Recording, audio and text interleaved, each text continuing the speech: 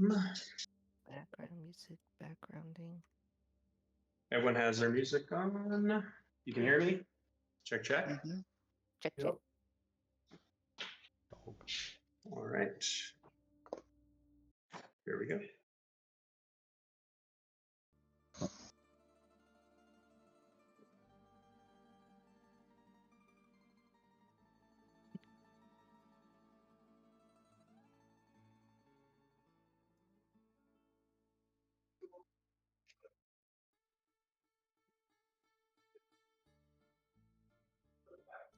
I feel like we're taking a trip down to Sicily or something.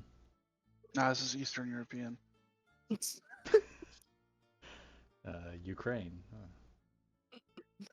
Not a good time Probably. to take a trip to Ukraine. We'll go to Romania. No, I think Ukraine's probably pretty accurate for campaign. Good evening and salutations.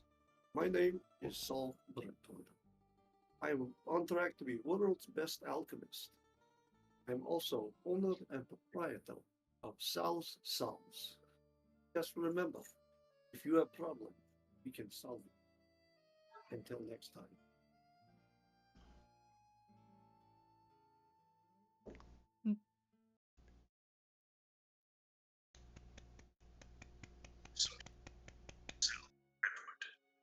Human. Age indeterminate. Believed to be in his 9th decade. Status probationary. No known associates. Final exhibit for the council to consider. This arcane phonogram recovered from a Ferrum lower vendor ring. Time stamped 6 quarters prior. The subject is clearly heard promoting an unsanctioned alchemical storefront. There is no operating license. No guild oversight. No product declarations. In both tone and content, the recording constitutes a direct confession of illegal commerce and unregistered alchemical practice. Disregarding this final infraction, after taking into account the subject's probationary status, prior expulsion from the Arclight University, and delinquent tax record, it is my recommendation that Sal Brentwood and this entire block be removed from consideration as auditors. Thank you. This is not merely the failing of one prospect. Brentwood's inclusion is not an exception, it is a signal. A signal that this entire selection is flawed.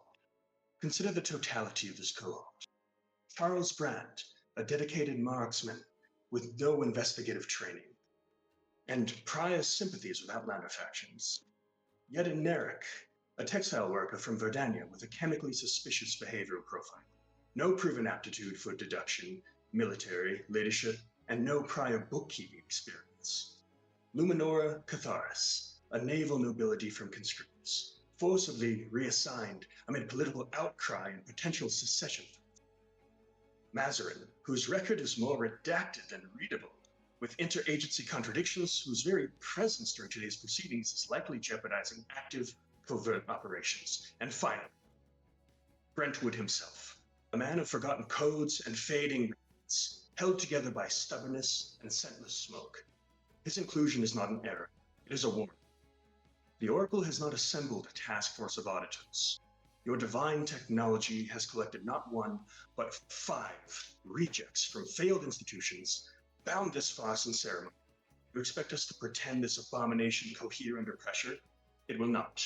And when it fails, it will not do so quietly.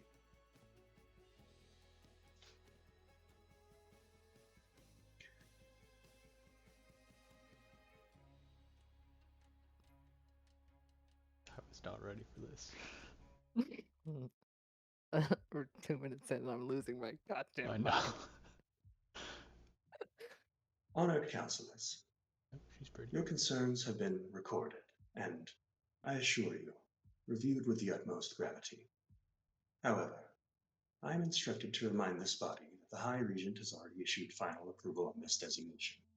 Your involvement is merely, as you so eloquently put it, Counselor Ulthiric, bound in ceremony. Let it also be remembered that the Oracle, crafted by the hand of the founder himself, has ratified Block 252's composition. As written in the manual, verse 3, What the sacred machine binds in thought, no hand shall unbind in doubt. The founder does not miscalculate. This machine does not err.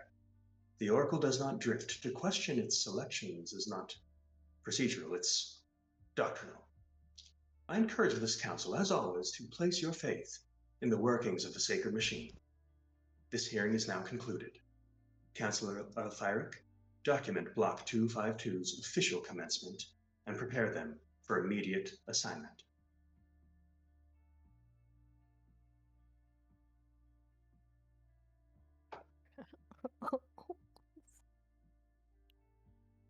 You gotta send me that.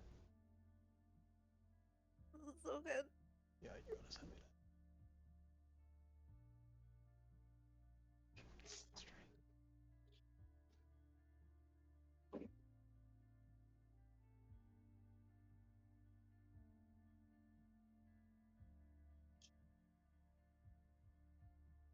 Soon after your group's commencement, you are introduced to a fellow ledgerman who just goes by Horatio.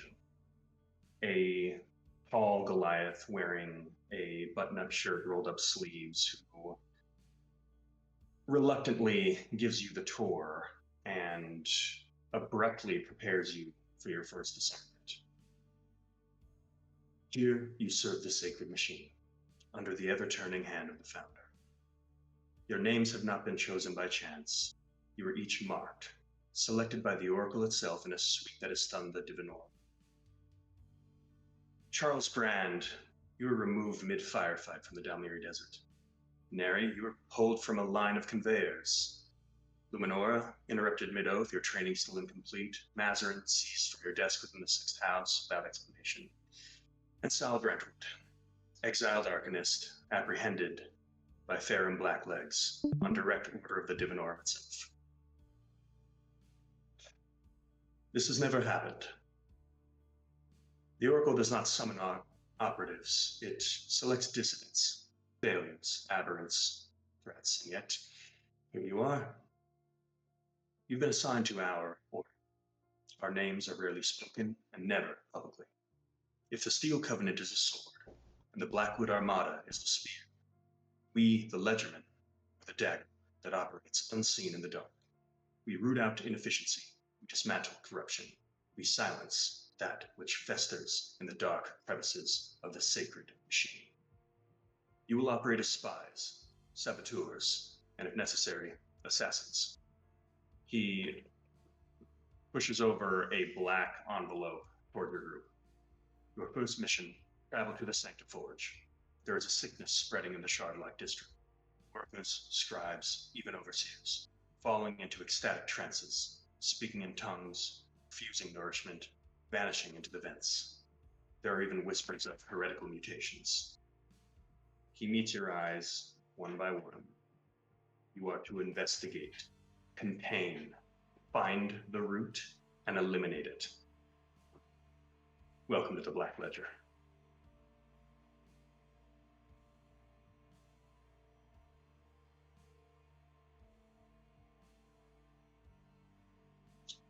At this point, you all find yourselves on the railway, traveling through the Bone Delta.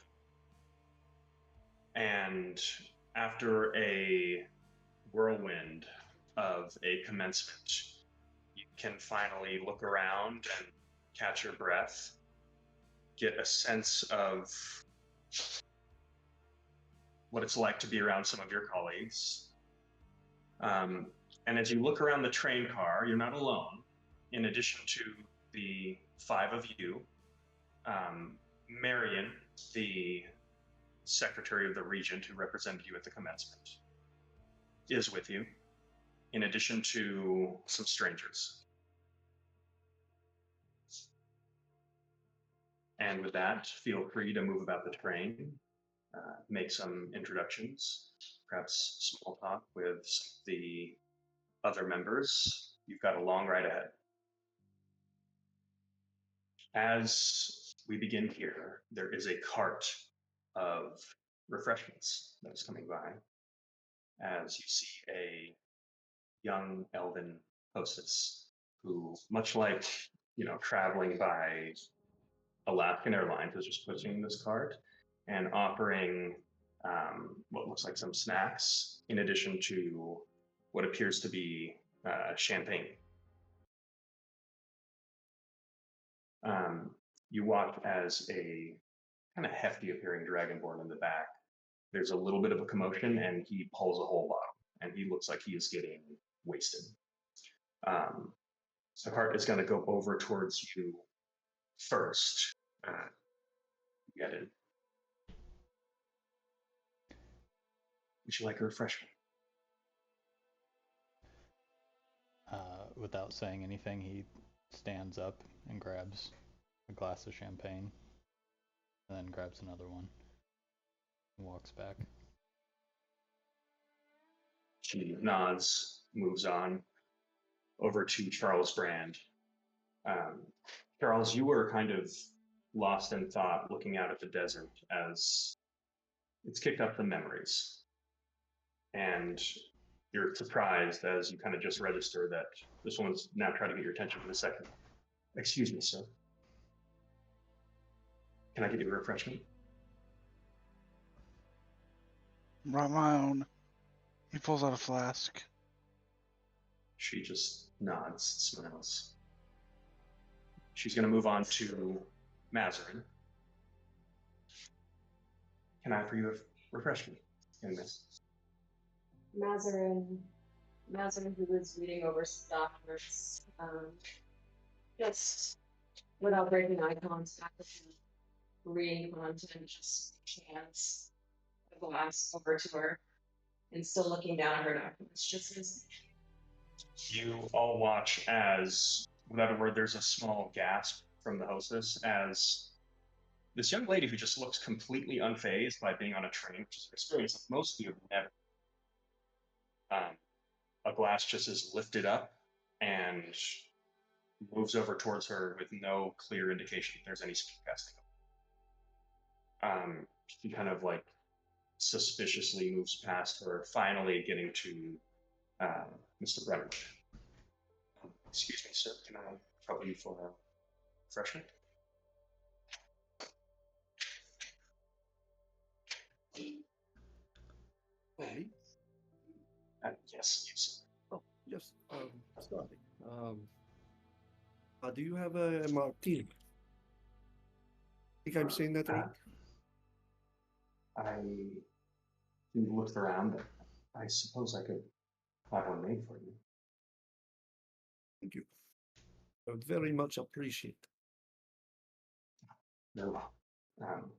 As he moves down, you're all towards the back of the train car here. You see, as she moves forward, there is a, first off, very pale appearing gnome who is standing on his seat, kind of intently writing something in his book. There are two kind of shifty looking individuals. There is a halfling that appears to be kind of rocking back and forth and just kind of muttering to himself, very clearly wearing the colors of the Sanctifolge. Next to him is this kind of gaunt and cold looking reverend who also appears to have some kind of tie to the Sanctifolge itself. Further down, there's a young boy who's just clutching this flask as he is reading a book. And there's very clearly like this weeping elven woman who is just kind of like trying to hold it together right now, who is the only one who takes a glass, two, and a third.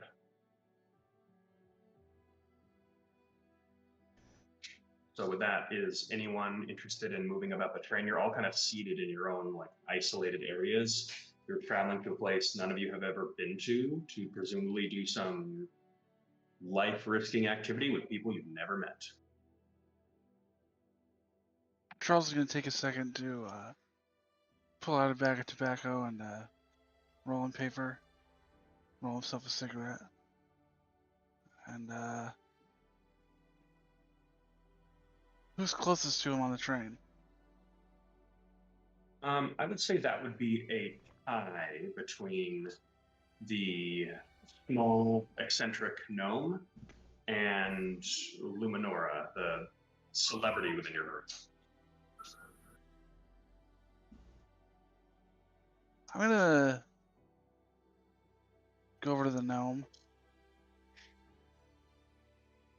and kind of look and try to see what he's writing. Oh, hi there. Can I help you? He seems a little guarded at first. I take a puff of the cigarette. What you writing? Would you like to sit down? Sure. Well, I am a bit of a famous poet. Have you ever heard of the King of Rust in the Room? Nah. Perhaps the divine dredging of the soul. Maybe you recite one for me. Um, I don't know. What I'm working on is playing with words, limericks, thinking about doing a poem for the people in the Sanctiform, which is actually why I'm. Can I ask what brings you? Business. I think that's a pretty impressive sidearm you've got there. You were licensed to carry, presumably, right? I mean, they let me on the Right. train, right? I suppose they did. Well, I tell you what, if anything goes down, I know who I'll be sticking to, right? Yeah. So, Well, I don't want to waste any of your precious writing time, so I'll be moving sure. on. Well, hey, if you're traveling to the Sanctiform, right? I mean, I don't know exactly.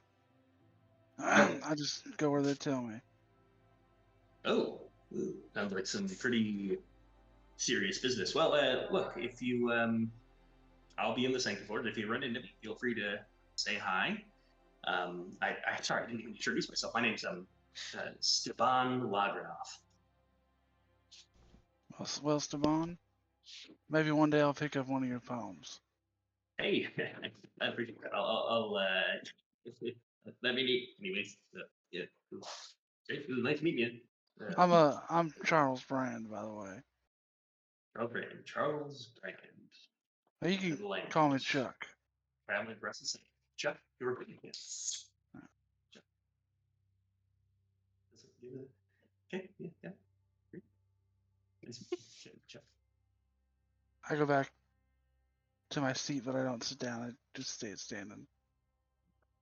Okay. Give me a quick insight check, Chuck.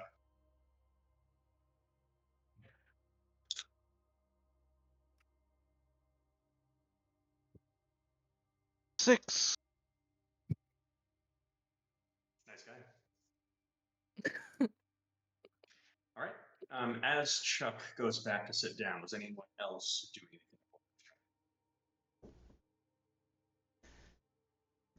Neri has quickly downed the alcohol he's grabbed.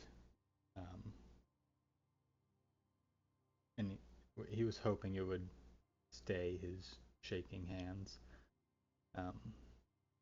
Still feeling sort of restless. He like hops up off the seat and just begins walking down the aisle, kind of peeking into each seat. He like pokes his head towards you, Luminora, and like gives you just like a slight nod. Your Majesty. And then continues walking.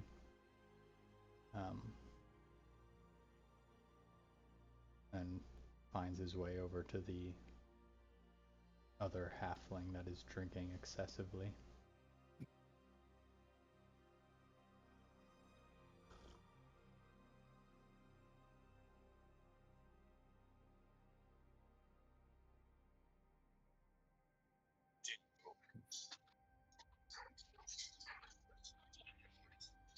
see him kind of rocking back and forth. He does not have a drink. He is just kind of muttering under his breath. You just hear him saying, "The gear of revelation turn not to move the world, but to measure its flaws, to ensure its flaws, let no man question its for its author is closer to the founder than any priest. Innovation is fire stolen from the gods and repurposed for something useful. Something useful. Something useful." And next to him is this kind of tall, like elven, gaunt-looking priest who seems to be kind of ignoring him. They're sitting right next to each other. He looks over at you and almost seems a little bit like you see him kind of straighten up and almost in a bit of a defensive posture as you get a little closer. He says, "Greetings, traveler. Anything I could do for you?" Well, I was hoping to talk to this fellow here. He looked a little bit worrying, and as another nervous passenger on this train, I thought I might offer some comfort. Give me a persuasion check.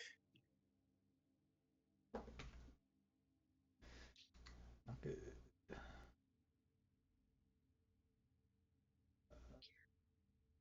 3.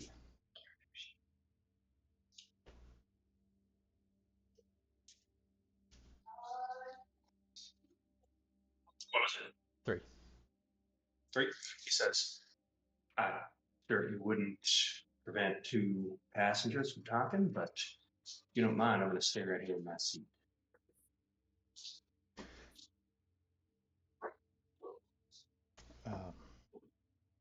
Right. He he hoists himself up onto the seat. Neri is like 3 feet tall with some platform shoes on. And he like rests his hands in front of him, is not covering or having no covering for his almost violet, vibrant blue forearms. Was that a prayer you were reciting, or if you don't mind me asking?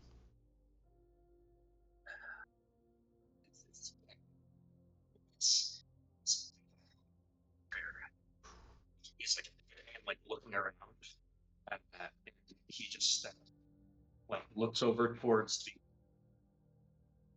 the elf, who just kind of like rolls his eyes a little bit and pulls out a little flask and gives it to him. And he just goes, "Also," and he just like takes it and just goes, "Oh," and he like pulls it back and kind of caps it off and just says, "Parents, not parents, just thinking about the boiling beneath it. So the gears behind the rain. You ever see boiling beneath the bones too?" I'm sorry, son, you're gonna have to speak up a little. Boiling beneath the bones, you said?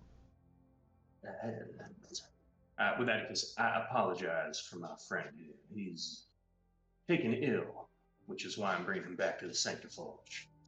Needs a healer with a bit more of a speciality than what we get in the city. So my friend might not be making much sense to you, but I assure you, he's harmless. Give me an insight check. Sure.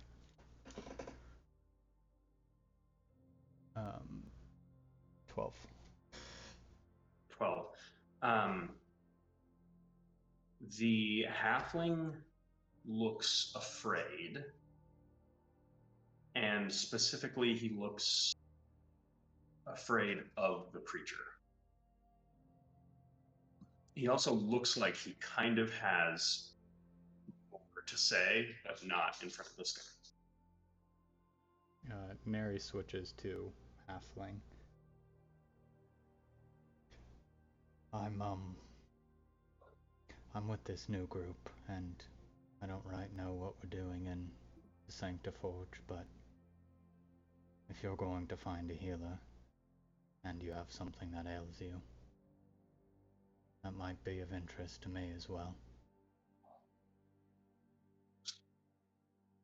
Would you mind telling me where you're going, in case I want to find you later?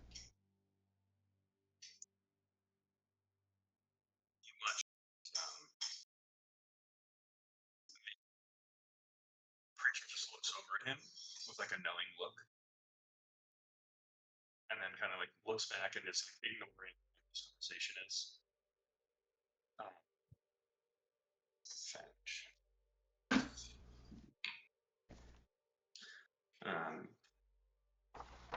And the halfling looks back at you and just says, "Of course, I'll be in the Shardlight district. I would never lie to a legend." As soon as he says that, the other individual like shoots like icy daggers towards him, and then says, "Perhaps our new friend here is probably got more important things to do than to listen to your crazy nonsense. Hey, Callow." And in common, he just goes, and he just goes back to reciting scriptures. What name did he call him? Callum? Callow. Callow. I am going to point out, you guys all have a magical artifact in your possession that is called the Book of the Black Ledger. It allows you to look up any citizen by their true name or their civic identification. So if you ever have a citizen's full name, you can speak it into the book and gain information such as their known age, connections, caste or designation if there is one, aliases, insurrection risk number, things like that. Neri gets up out of the seat. Right, I didn't mean to disturb whatever you have going on here. And he holds out a hand to shake Callow's hand. Yeden Narek. Cal reaches forward and the creature said and grabs it and shakes it. I'd like to bat his hand aside and look into the eyes of the halfling. You bat his hand aside and just goes, "Okay, sorry, I didn't mean to break anything up here." He looks at the halfling and says, "It's okay, Cal. Don't be rude, and not shake the man's hand." And he just looks forward and like reaches. It's less of a shake, and he just reaches forward and touches your hand. Okay. As soon as Yedden bats the hand away, Charles Brand stands up, hand on the holster. Like, unsure The of what. creature clocks it and just like doesn't react. Callie takes your hand. Neri just gives him a nod, walks away back to his designated seat. And with that, you just hear the creature. You overhear him say, "How about that, Callie? What a nice stranger. Now, go on and continue reciting your scripture. We'll get you better, boy." As we move on from Yedden, Luminora, what are you doing while all this is happening? Luminora is she was sitting down in a seat by herself, kind of also looking out the window as I think Charles kind of stands up and reaches for his weapon.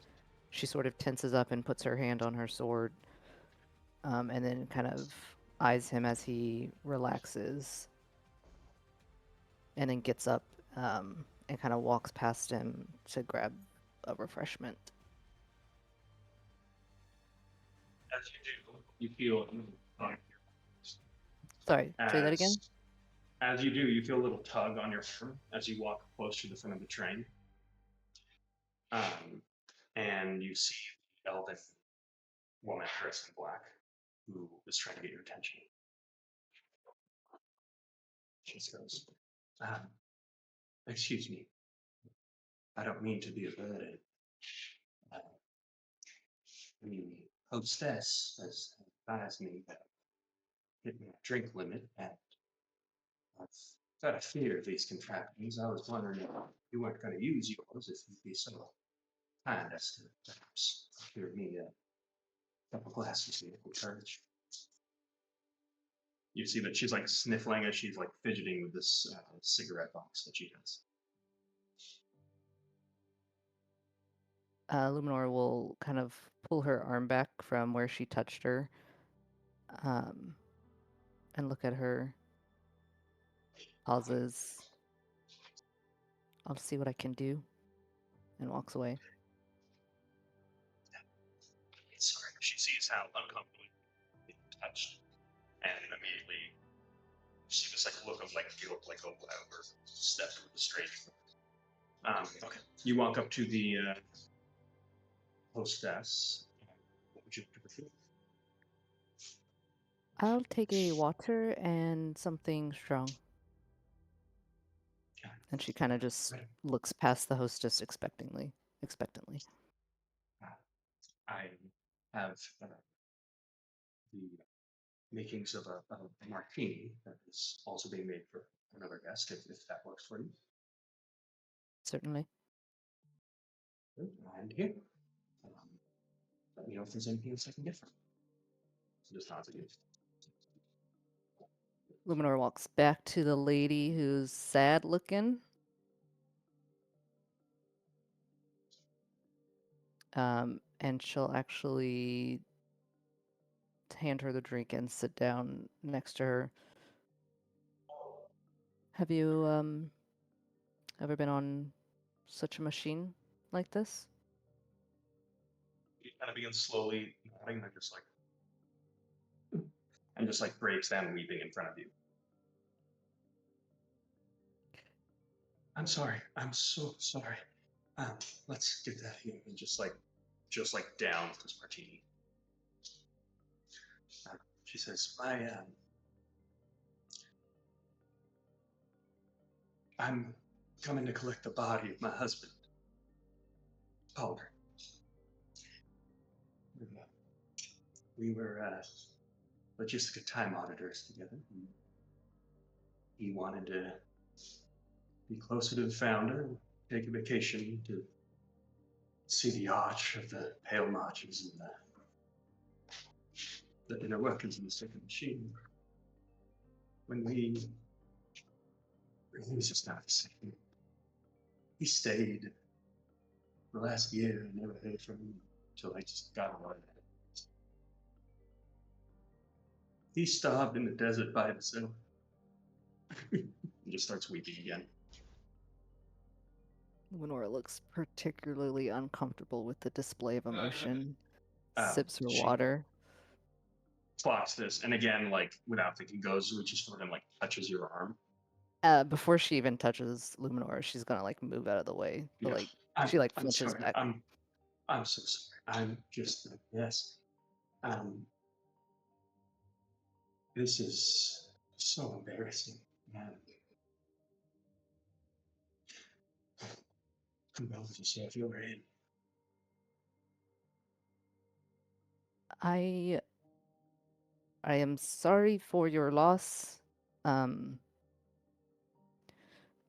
machine works in mysterious ways.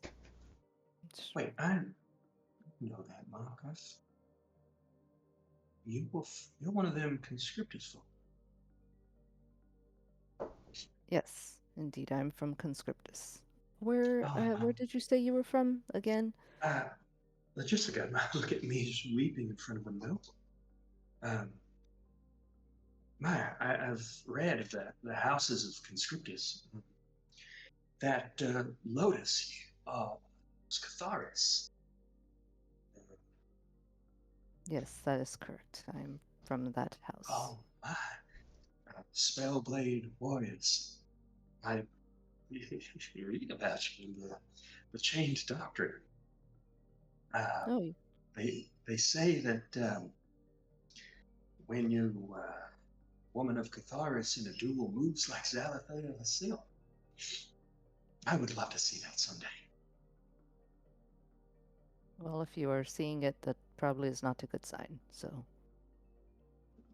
At some point, can Mazarin sort of interrupt? At some point, Mazarin's going to walk by where Luminora and the lady are seated, and just sort of look at the, if you know, look at the elf and say, "Excuse me, ma'am. I think they've set up something of a.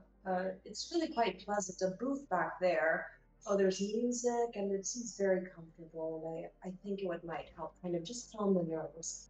Also, I hear that they're pouring a lot of drinks back there. If you would like to go check it out." And she gestures towards a booth in the back.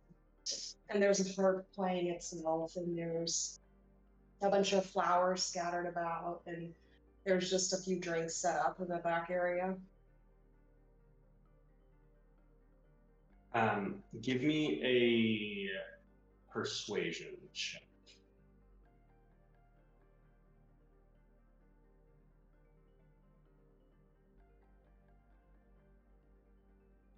A 4.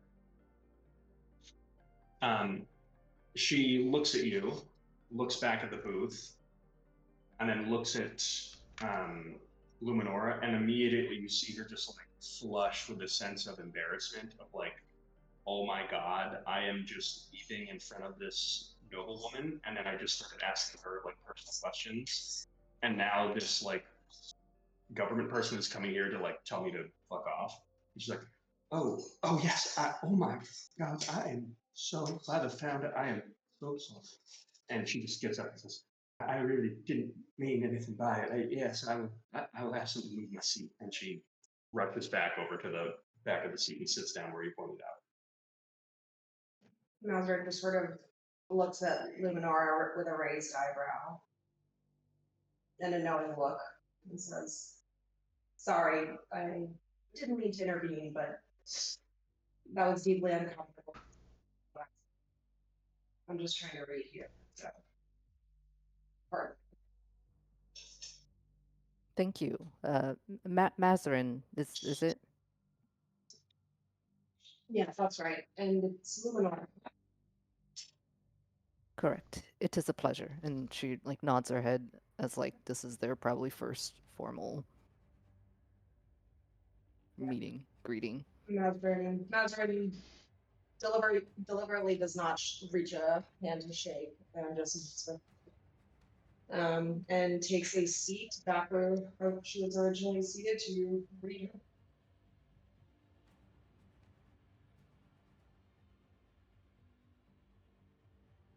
Okay. With that, Sal, you're looking outside the window here, and you've heard of the beautiful arches of the Pale Marches. Supposedly a semi-natural occurring of just pure white marble that has been crafted by geomancers to create a beautiful archway for the founder's rail to pass through that indicates that one is traveling to his most holy city. Seeing those arches, you can't help but recall your very own commencement at the Light University to Forge. The way the light reflected across the marble floors, the way the crystal of its halls shimmered with stars, the hope, the anticipation. You recall your best friend, Villas. Villas Mar. You have not thought about him in a while. But you remember when he was at your side, full of fire, nudging your shoulder and muttering on about how you'd both prove everyone wrong about your theories, about athromancy, and you both believed it. You were just kids back then, barely in your late 60s. That codex you carried in your pocket, the one the stranger gave to you, you couldn't even read it, but that was your holy book. That was your manual of deception. You felt that if there was any place that could teach you how to decipher, the Arclight was it. And you were there. You were right there. His academic record is equally thorough. During his brief tenure at the Arclight University, 35 fiscals ago, he generated over a dozen formal complaints, citing aggressive behavior towards fellow researchers, often leading to physical confrontations. During the time he was assigned a research, Villas Ma, who is the High Regent of Artifice now, who at the time described Brentwood as a buffoon lacking emotional regulation required for arcane study, and dangerously fixated on pre-imperial alchemical theories. Ma's condemnation led directly to Brentwood's expulsion, which apparently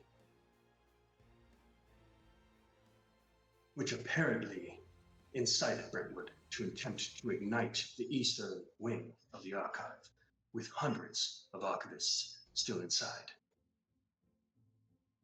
Such a foul act, and although no students or faculty were seriously harmed, the result led to his detainment and mandatory remedial labor sentence. At this point, Sal, you just pass the archway, and there is this brief groaning as the train begins to slow, and all of you feel this lurch. In fact, some of you, if you're not seated right now, might even be a little unsteady as your feet, as the train quite quickly is coming to a very sudden and dramatic halt.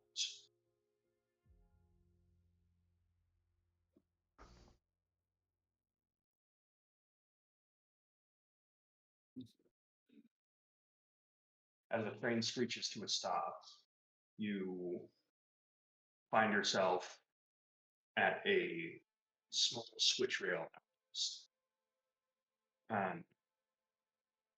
This is one of the small garrisons that is manned by the rail wardens. These are essentially a police and transportation force that manage and protect the rail. It's somewhat irregular for trains to be stopped. And as you all look out the left side of your window, you see that there is quite clearly a switch rail warden, completely armored, standing next to what appears to be a kind of smiling man in his maybe 50s who appears to be just wearing the colors of one of the Sanctiforge factions.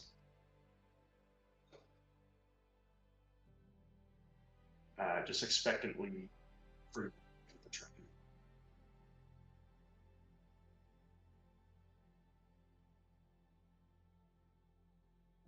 For So us what do you all do? to exit? You said it's unusual for it to stop? Somewhat, unless there's usually like something. This outpost is kind of designed. This is not a stop. You are in the middle of the desert, and there's like a small shack that's meant to house one of the rail wardens who's there to protect the rail. And he's just like looking up at the train with no plan of letting it continue.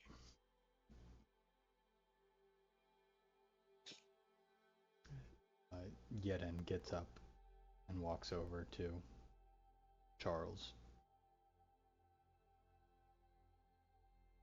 They seem to want something from us, and I don't think we're in the city. You seem like the safest person to be around, considering the circumstance. I kind of look him up and down. Are his hands still shaking? Yeah, he has like full-blown like tremors.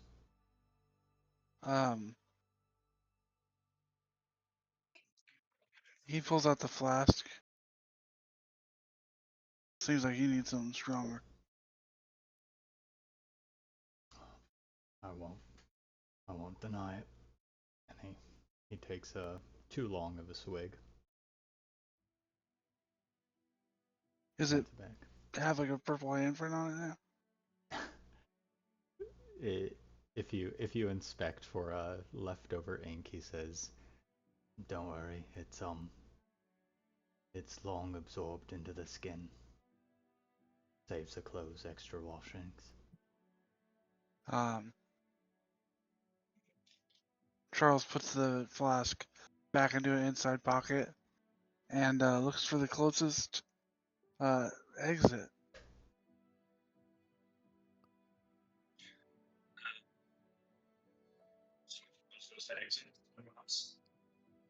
What was that? What does anyone else do in this goes to exit?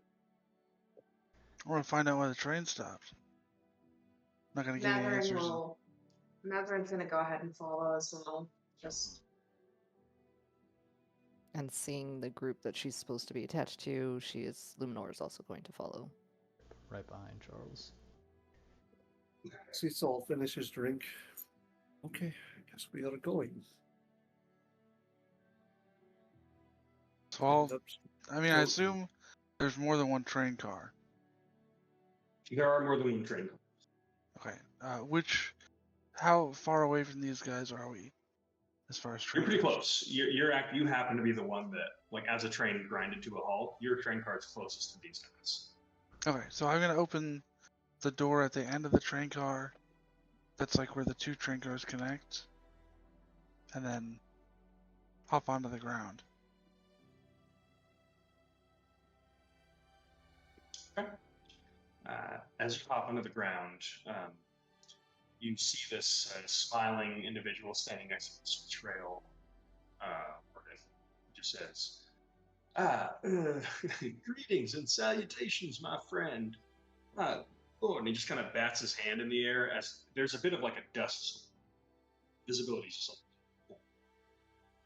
He just says, I apologize to be the one to delay your travels, but my friend here, and he kind of pats the back of the warden, has advised me that the traffic out in the Pale Marches is still too high for safe railway travel. You see, we've got a whole stack of pilgrimages going on right now, and these folks are so wrapped up in the word of the founder that they'll walk right on over these uh, railway tracks and I'm gonna stop you just right get there.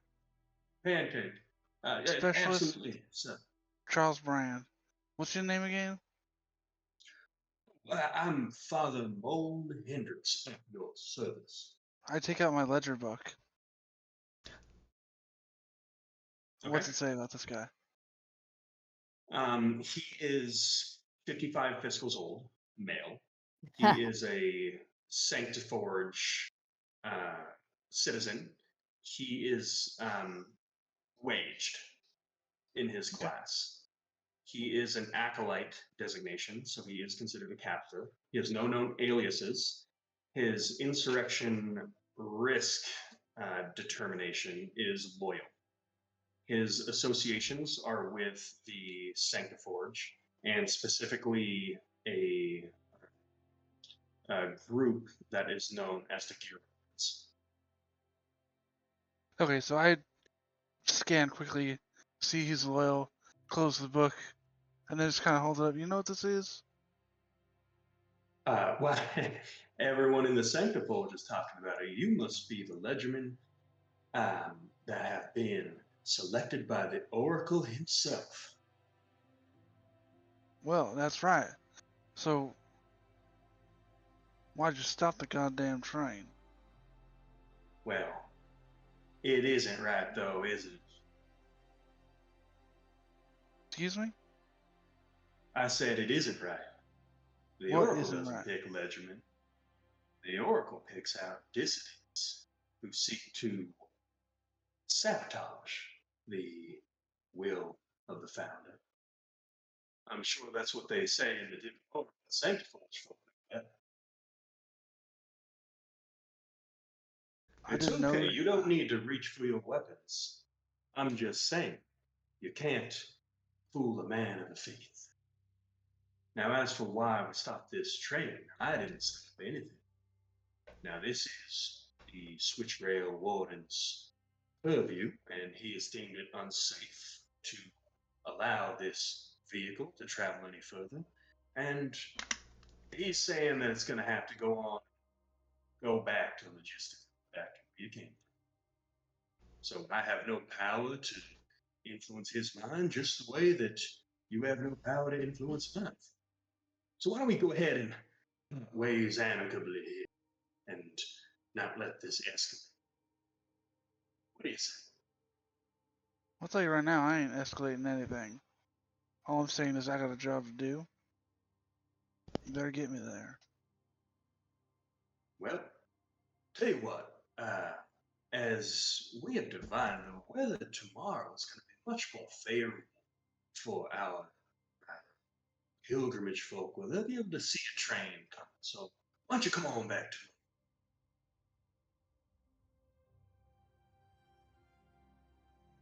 A soft hand rests on your outer thigh, Charles.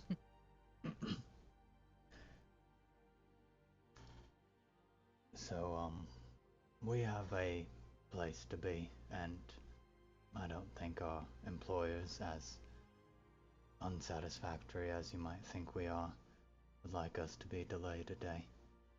Are we under arrest, or are we free to walk? You are free to walk, friends, but that's not a journey you would survive. One must meditate on the manuals of ascension for quite some time to be able to withstand the pilgrimage through the Pale Marches.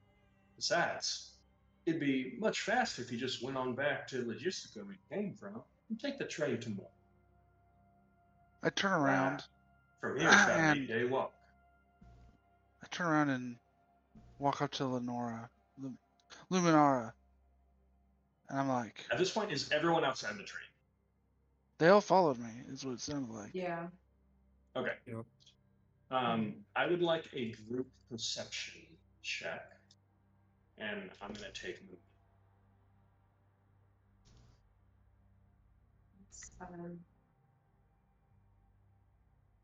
16. 19. 12.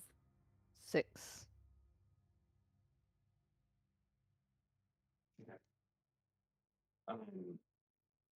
On the winds, you hear like almost distant prayers that we can't quite make them out, but it does sound like there's almost this pilgrimage that is approaching.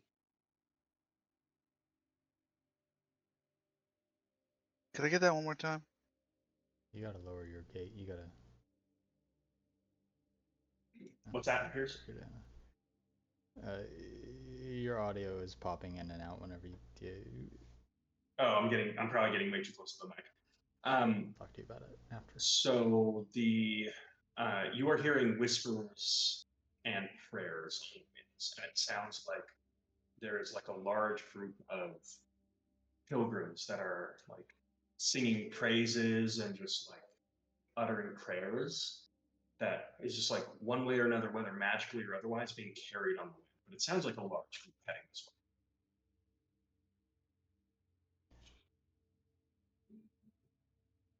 way. Are they coming from Conscriptus? The pilgrims? Yeah. So this is the map. You guys are traveling from Logistica down to the Sanctiforge. So you've passed the archway, and now you're making this brief trek through the Pale Marches, this like patch of desert. You're somewhat close to the city. It's quite a walk through difficult terrain from here, but it should be somewhat close. Um, as far as where the pilgrims are coming from, it's odd because usually they make the trek west to Ferrum and not north. And also, any that are traveling north, you'd think would be coming from the north to return to the Sanctiforge. These appear to be like a large group coming from south to north, which is a little irregular. I turn around to Luminara. Anything you can do about this? Uh, Turn is to cast the stall command. Am I able to do this just so I can command him to just pass us through? Well, that's fine. So I wrote command in it because if you didn't, that's actually. But does that work? Is that what you want? Yeah. Okay. Who are you casting? On the trail, the guy who's not letting us pass. Okay.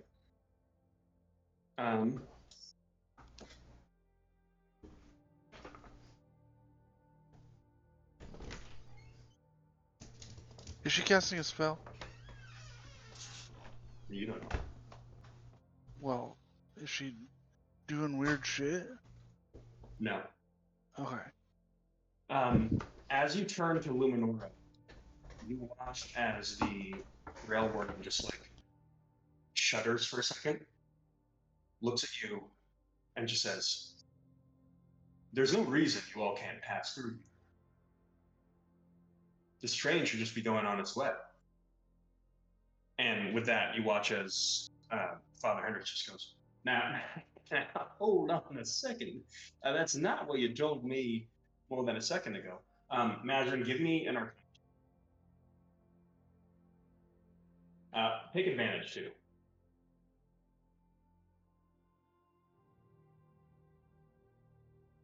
17. So this rail warden was charmed. Not by you, like you charmed him, but you can tell by the change in his demeanor that before all this happened, he was already charmed, and he basically switched to the charm.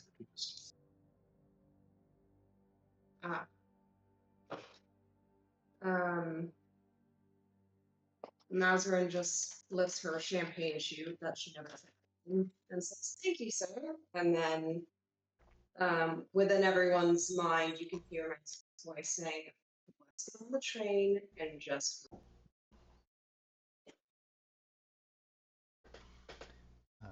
Your voice hits a brick wall against Yeden's. Does not. I turn around and withstand. start going back to the train. Does Yedden move to follow? No. I Hey, grab him by the Cowboy. shoulder.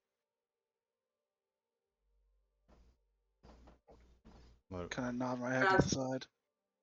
Yeah, Mazarin who also notices Yevon's hesitation, just sort of raises an eyebrow to beckon him to the train. Specifically, you can tell your ability to speak in Yevon's mind does not. It's like speaking to an actor. He takes the signal from Charles, though, and walks back onto the train, or begins. Actually, we are not doing much up and down walking. My knees are not so good. Yeah, old timer, get back on the train. Okay. You're a real cowboy, yes? A what? At this point, you watch as the rail ward What'd you call me?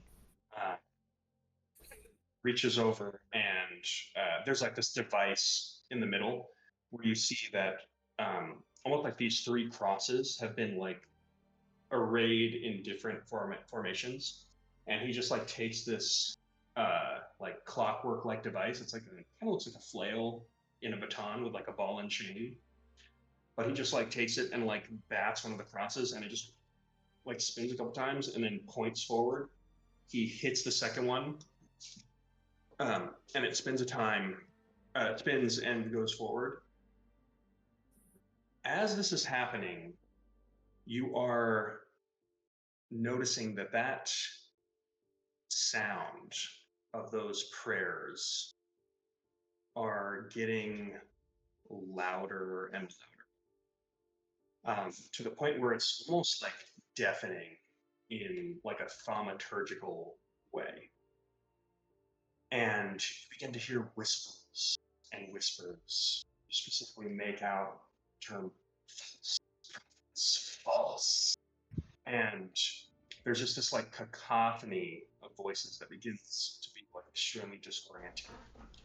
And you watch as like this little hand like reaches through the gap between the trains as half of you have made it in the train. Sal is kind of at the edge, like struggling a little bit.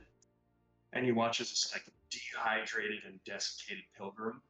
He's now just like walking, like crawling across the tracks as a larger figure just kind of like stumbles over, and you see a individual wearing like linens, and throughout his body multiple mouths have opened up, just like whispering separate prayers from the manual ascension.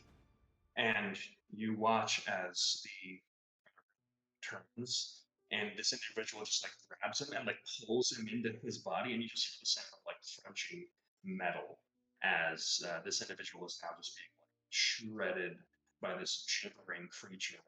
And looking past through the dust, you see like these shadows instead of multiple pilgrims just ascending on the position. What's What? the time to That last bit was roll Yeah. initiative? I think it was rolling. I need everyone to roll initiative. it? Yippee-ki-yay, motherfuckers. 19. Oh, that was so good.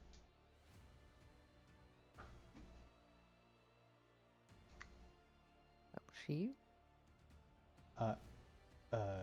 Alex, is your audio settings on Discord? Is your detect voice thing on automatic? Like, because your voice is cutting in and out, and that happens when my thing is like on automatic. I don't know if you just want to like Let me take a look. slide it, like put it on manual and just like slide it all the way to the left. Are you talking about the push to talk? It's like push to talk and then the option above it. It is automatic, yeah. It might help So I if turn you that off. if you turn it off and then slide the gate like all the way to the left. Okay. I did that. Is that better? So far, yes. Okay, thank you. We'll find out shortly. Okay. So I need to know who got a 15 and up. 24. 22. 23. Wow. Look at us go. Pretty good. Yeah, 19. Well, what the hell's going on? I thought we were Damn, just doing what level the 3 hell? dice. Well, we couldn't roll well for anything else, so give us this one. I'm alert, dude. That was, well, I'm a soldier.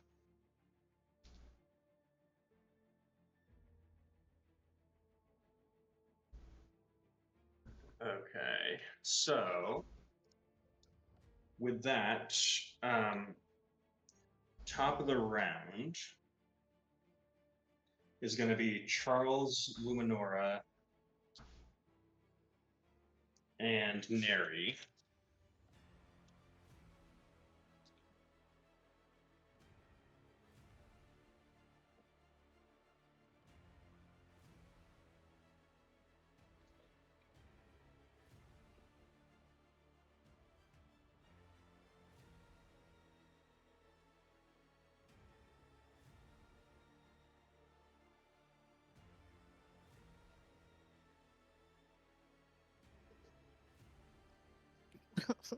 Started. Okay. You have initiative.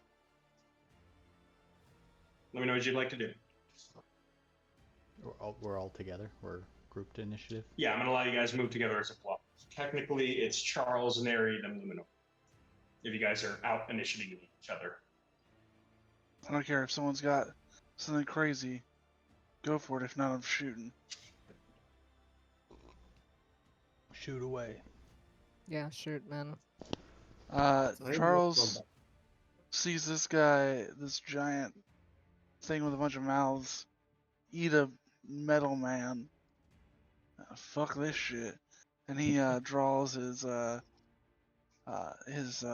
revolver and takes a shot. That's 27 to hit. That hits. Awesome. And that is 12 points of damage. Charles is going to use his movement to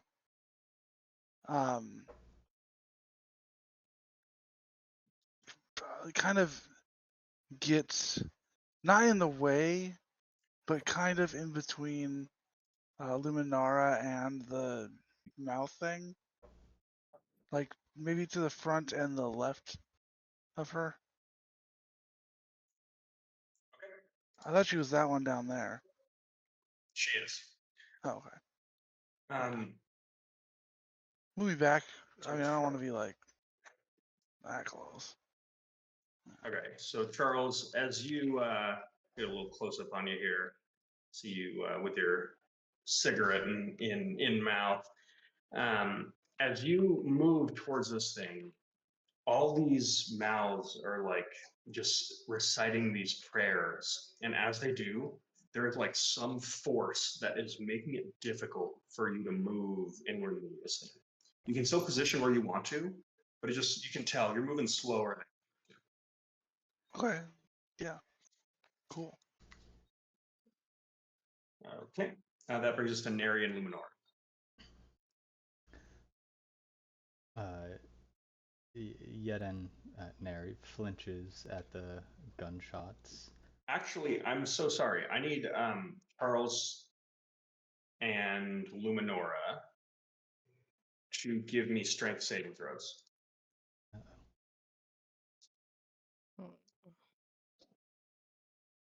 15? 14? Dude, we're only close Okay, to and I actually need a save from Mazarin and Sal too. Strength save? Strength save. Get wrecked, magic. 2. 2. All muscle. Get wrecked, Sal. 6. Okay. Wait, that was 6. Oh, yeah. Yeah. So Mazarin and Sal are really speed has been boosted. I didn't get that. Luminora and Speed was reduced to 0. yeah, Luminora and Charles have full movement. So you want to stand here? Okay, that brings us to Neri. I don't want to be that close. I want to just be. Yeah. Right. Yeah. Okay. That brings us to Neri and Luminor. Neri flinches at the gunshots, recoiling pretty violently from it, and then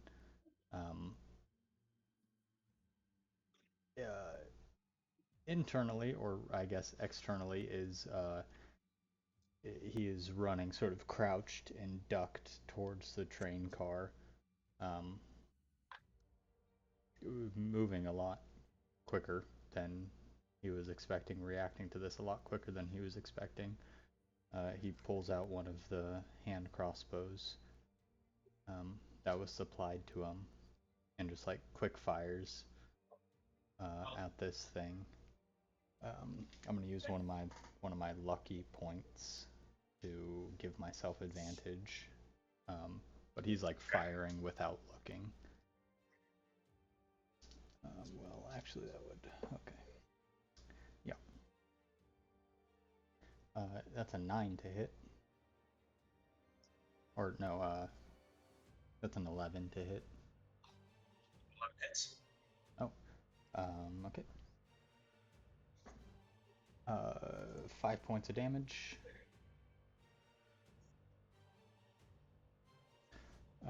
Make that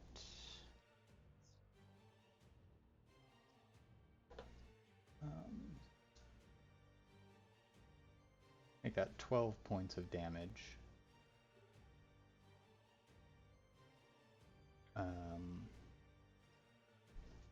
And he just cowers, sort of fires over his shoulder, and runs to get as low into the crevice of the train car as he can.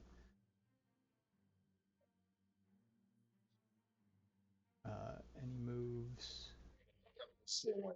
I think that's it. Yeah. And if he can, if it's like elevated, can he? Is there like a space he can crawl under?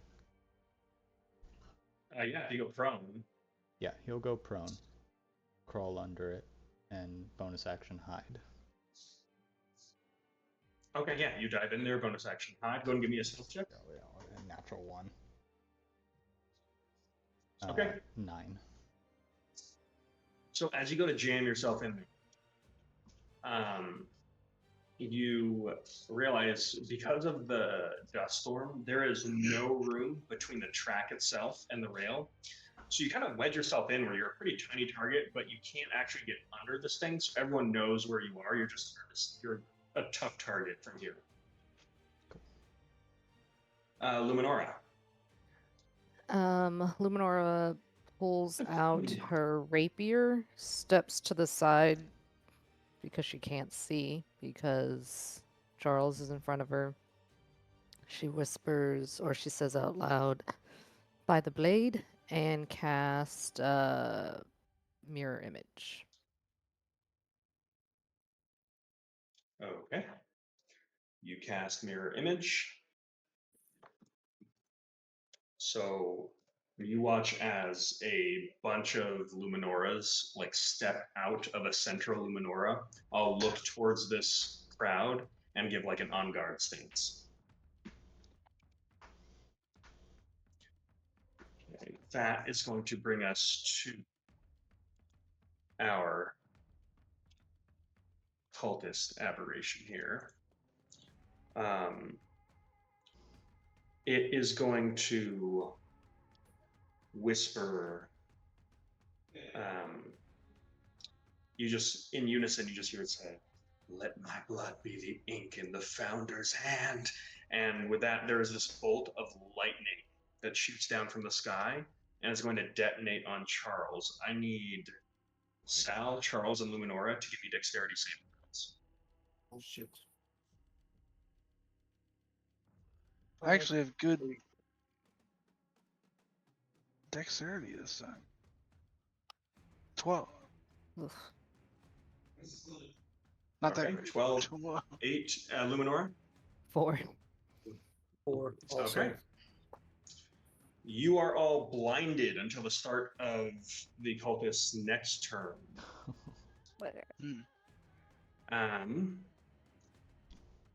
And it is actually going to rush forward, leaving the warden who's going to take a swing at it. That is a hit, and he's going to deal a whopping 8 points of damage to it. It is going to go for a bite attack on you, Charles. Mm-hmm. It has advantage. That is a 21 to hit. Hits. We just started. We're level 3, man. I know. Whoa. Where's the 10 to hit? Yeah, them's endgame numbers. You take 9 points of piercing damage, and I need another strength save. No strength save? Help.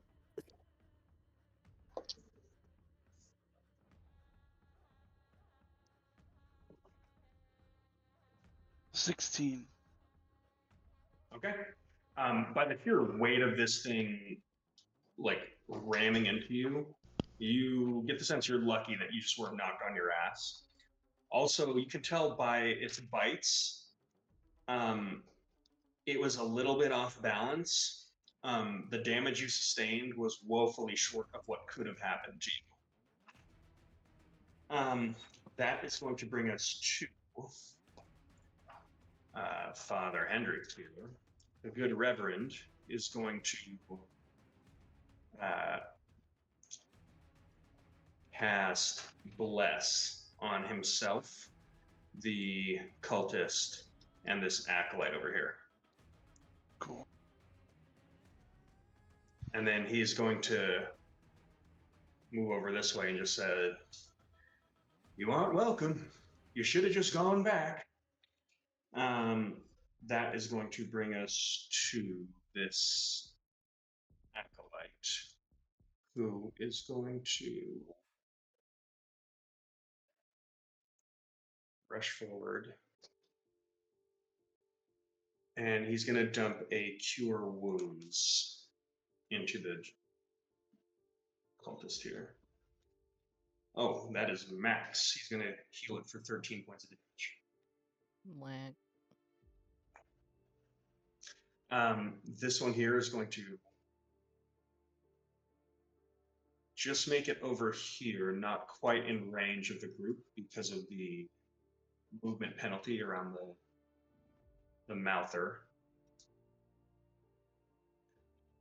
This one's going to double dash to make it to Sal. Shit. This one is double dash to make it to Matt.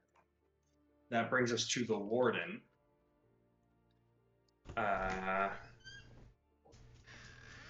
He saw this guy cast a spell.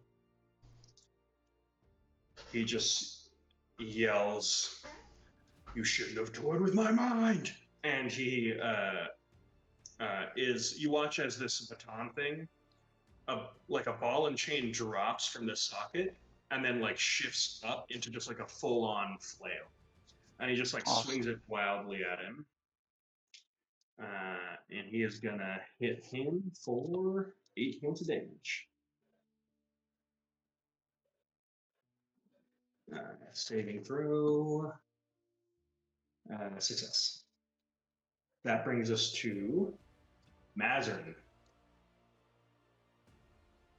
Stops right here. Or down here. You cannot use those.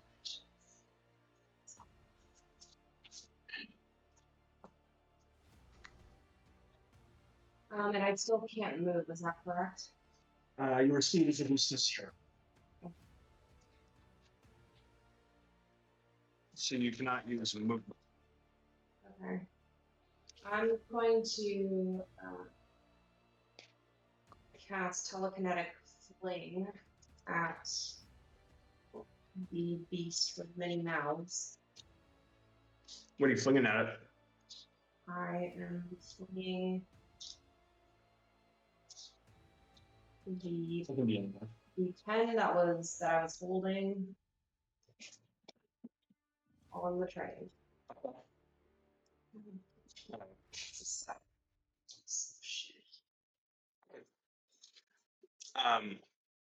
So you watch as Mazarin just. Is there anything else you're doing? Yeah. After that, I'm gonna bonus.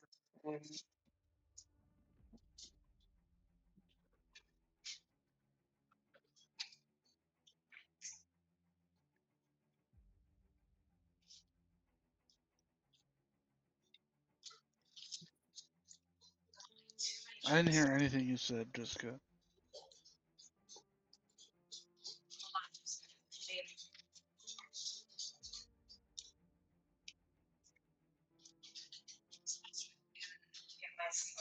Basically, Misty Step. Okay. So I will do that bonus action. Okay. So you all watch as Mazarin, without even regarding what's going on over here, just kind of turns and just immediately disappears and reappears on top of the train car here. Mm-hmm. At the same time as that happens, as she disappears, there's this floating pen that's left behind that just like flies into the gibbering mouther and just like sticks inside one of its eyes. Doesn't appear to do much damage to it, but you just see one of the mouths go like and shriek. Okay, that brings us to lair action. Oh, what? The train's moving. There she is. Oh my god. How far back in initiative am I? Shit. Oh, Rolled sorry, like a Sal, I 2. skipped you. What was your initiative? 19. That's my bad. Oh, no worries. I totally didn't write you down. That's okay. I'm the slow old man anyway. As recompense, I'll give you a D4 inspiration, but you'll Okay. go now. That's okay. I'm not combat. What is Man, you're both. he restrained, or what am I restrained by right now? You said I was restrained. Yeah, you're not restrained. Your speed is 0 because of your proximity to this thing. Ah, okay. And I can't see, which I really don't like. You are blinded. By the Okay. light. Praise the Lord. I'm going to, in a panic, blindly reach into my coat pocket, grab a vial out, and just heave it in the general direction of where I hear all this noise going on in front of me.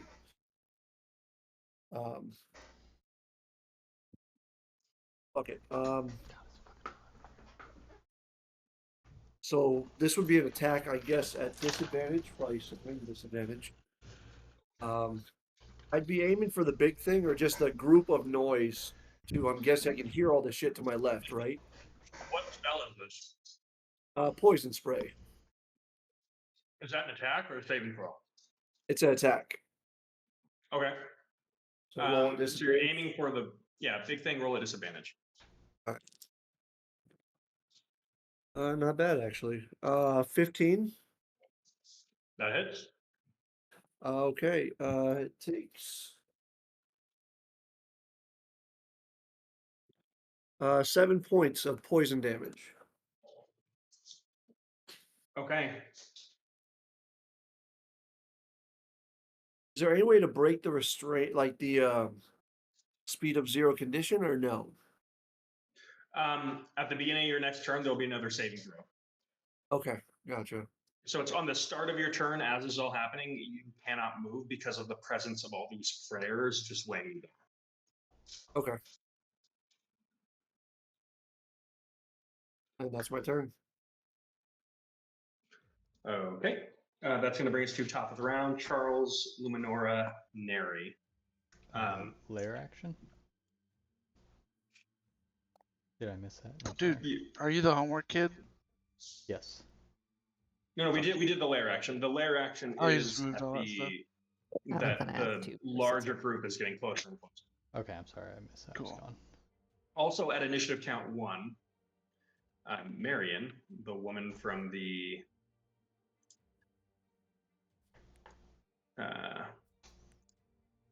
hearing, who's traveling back with you, is going to appear at the top of the train.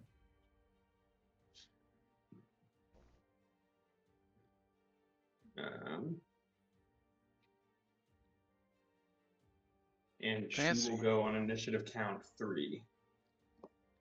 Okay, that's Charles, Neri, Luminora. Good old Chuck, not liking where he's at right now. We'll do something really cool.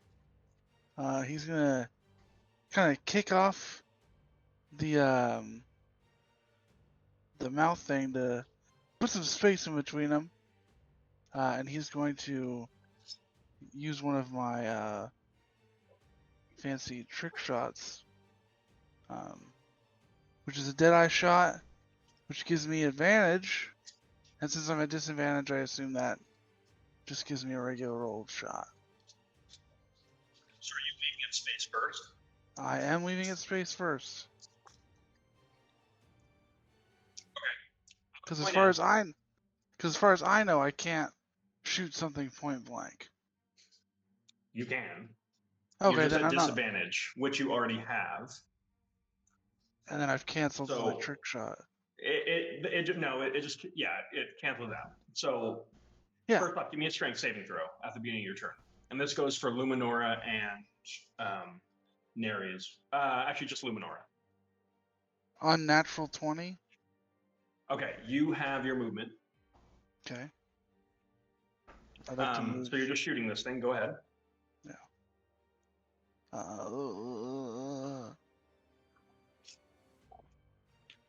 19. Hit.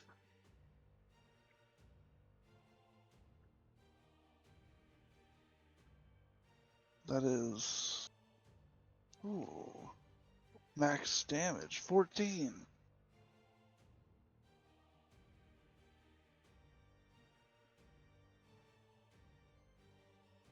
Okay.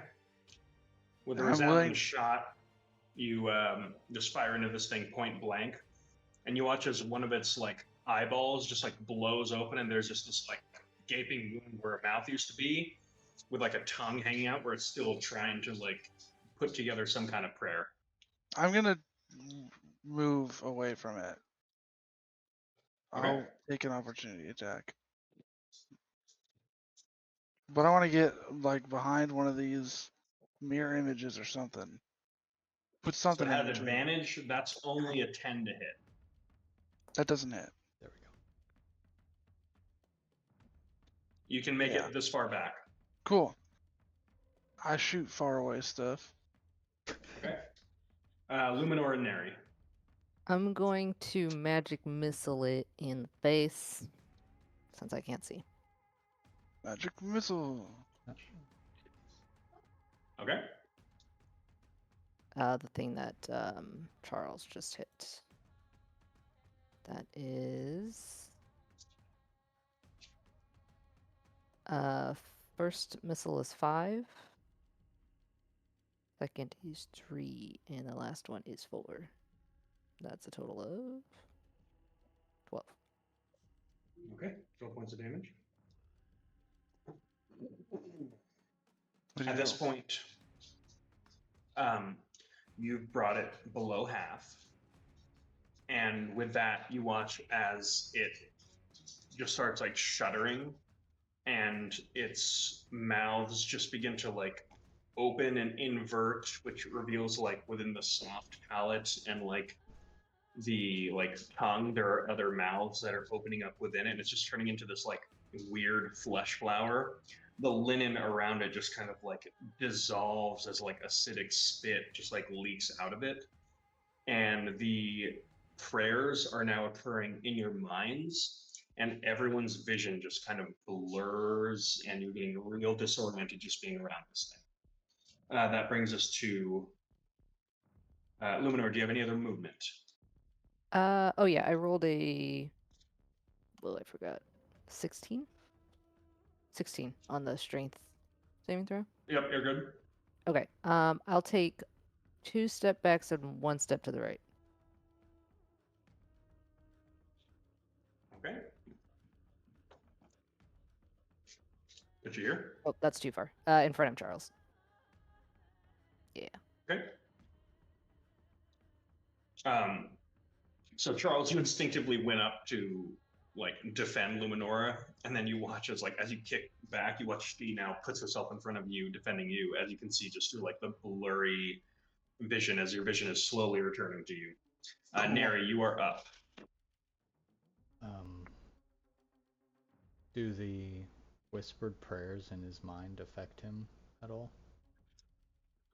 Oh, excellent question.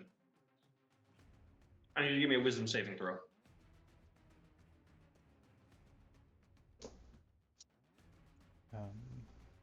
Natural 3, so probably not. Okay. I need you to roll a d8. 3.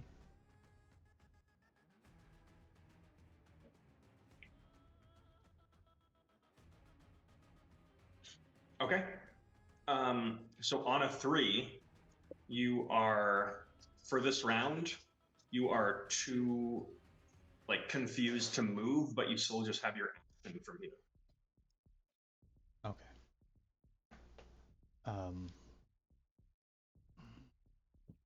Okay.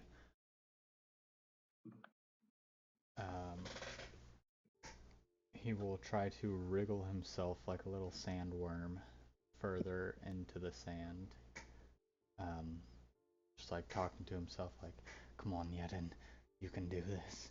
You can do this. And his hands are shaking violently.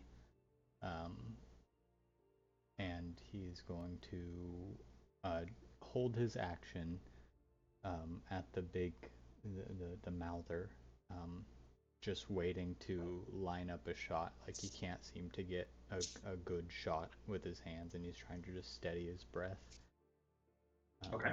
I'm gonna hold my action to shoot until the thing seems distracted, or until somebody is next to it. Yeah. Got it. Okay. That's going to bring us to Hendrix.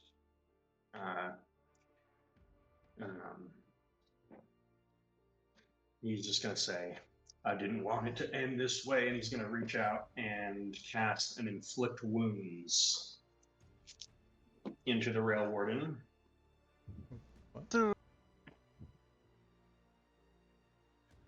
And you watch as he just like screams as his skin begins to melt and he falls prone as he's been downed. God damn it, how are we gonna get the train to go now?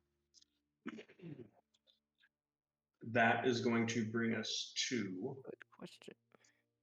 Once you know what, I almost skipped you again. Sal, I did skip you again. I'm going to bump you to a D6 now. Oh my god. You are no longer blinded.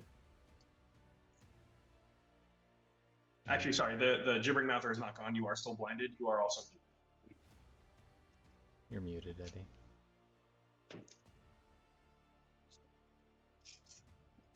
My friend, you are muted. You're still muted. Eddie, you're muted on Discord. That offended him. He's like, dang it, left. Eddie, you are still muted on Discord, buddy. There we go. That's better. I muted because I had my AC on. Is there anything I can roll to break either of those conditions? It'll end. Well, hold on. So first off, make a strength saving throw. Okay. See if you can move. Natural 20. Okay, you can move. You're not. You are. Because I screwed you on initiative and it goes next. You are not blinded. Okay. Your blindness is about to end. I'll say it in. Okay. We need to get the train moving now. I'm gonna run past and throw a bit of pocket sand at the guy that is over here attacking the knight? The one that downed the guy, yeah, the mage that just cast the inflict wounds. I'm just gonna run up and pocket sand and cast blindness on him. Pocket sand. I need a con save.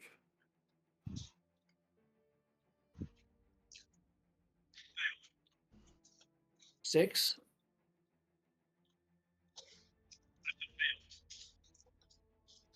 Fail. Okay. I need a 13 save. If you failed, then you're blinded. Super failed. Okay. So he's blind. Is there any the guy he killed, is that the conductor or no? It's not the conductor, but he's the one who stopped the train. He's breathing but making death savior. Okay. I will drag him. Actually, I don't really know if it matters if I drag the dude that's dying away. We need to get this train moving again. We need to be on it. I hate to leave the group, but they don't. I'm gonna get on the train and yell for them to just start the get train moving now. Like we need to go. Like we need to get the train moving. Saul is not combat. I am not fight. Well, none of us are on the train though. And get Well- on goddamn train. Jessica's on the train. Not bullet train. You can run. Yeah, how much train is behind us? We can Wild West this. I mean, I am a cowboy. Yeah. So you pocket sanded him from pretty far away because you can. So you can go 10, 20. You can make it up here. Okay. And you're yelling to get the train going. Got it. Yes. Just yelling. That brings us to the Mouther, who just took a magic missile from you, Luminor. It's going to take a swing at you. Let's see if I recharge my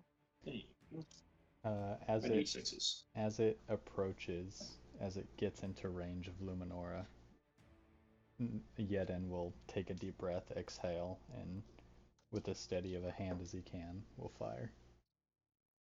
Okay. 15 for 15 hits.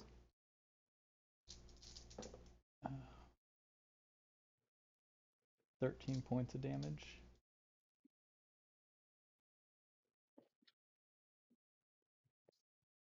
It's pretty hurt.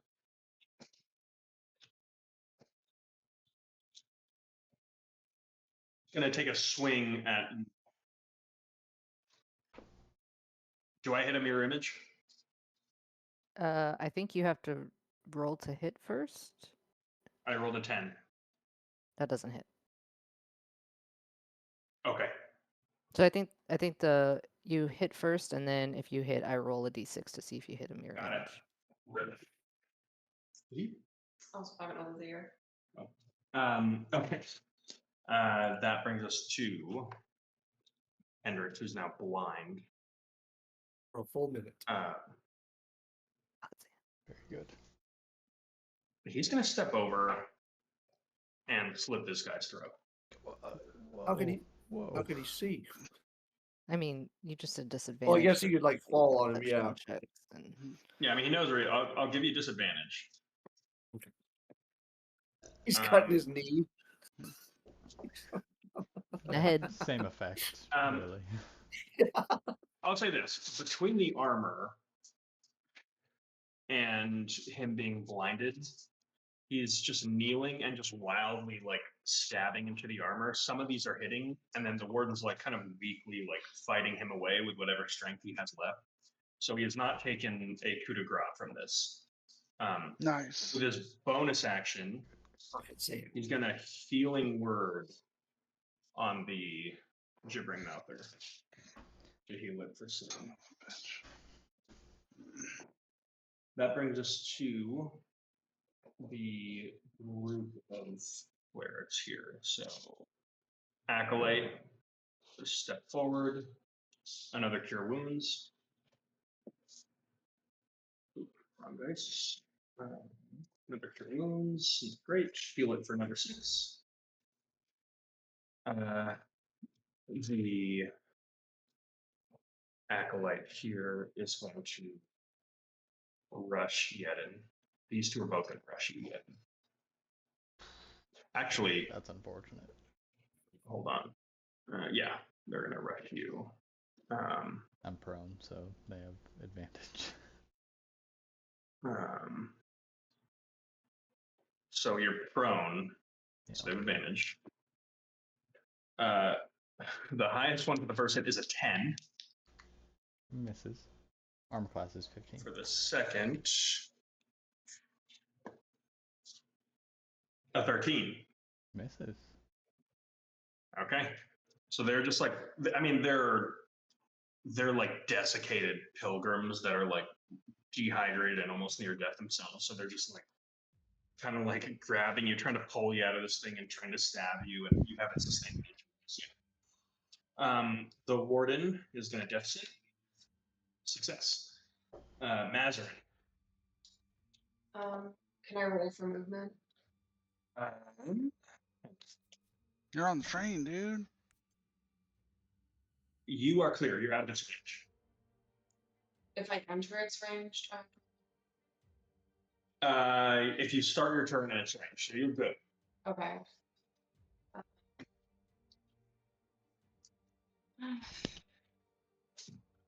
don't want to do this. I'm gonna jump down from my safe space and run up to the gibbering mouther. Am I clear to take that jump without any damage or anything? Give me an acrobatics check.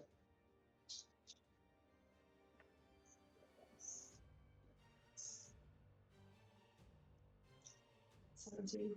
Yeah, you're fine. Okay. I'm gonna run up to the monster guy and I'm gonna hit him with chill touch.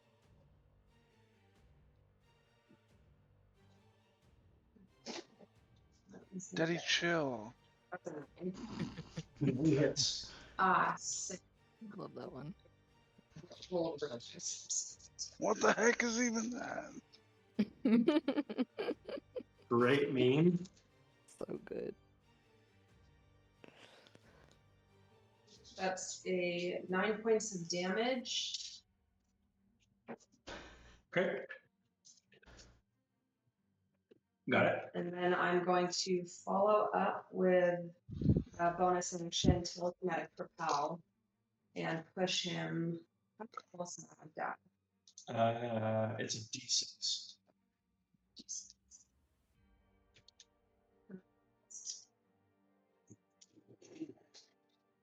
Dude, so far the badassest one.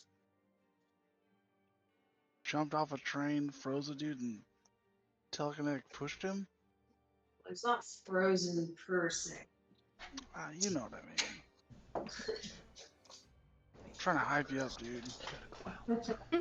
That's 20 feet. Let him right? hype you. Okay. So, which direction do you want to push this thing? I'm just pushing into someone else. Yeah. Who's that? Yeah.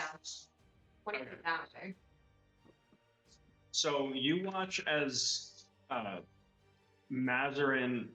You all watch as Mazarin just walks over, and without any movement, without any signaling, as she gets close to it, you watch as some of its flesh just begins to rot, and then just kind of whips around and turns at Mazarin. And as soon as it does, it just gets yoked. Out over. Holy shit.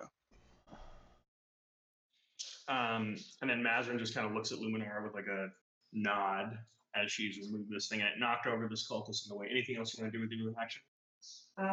You're about done. That's bonus action. You got about 5 feet of movement left. I'm gonna move 5 feet within 5 feet of Luminora. Okay. Ladies back in the back. Who is this? Charles. Can I put myself within 5 feet of both of them? Sure. Yeah, bud. Fucking Yeah. magic Okay. freaks. That brings us to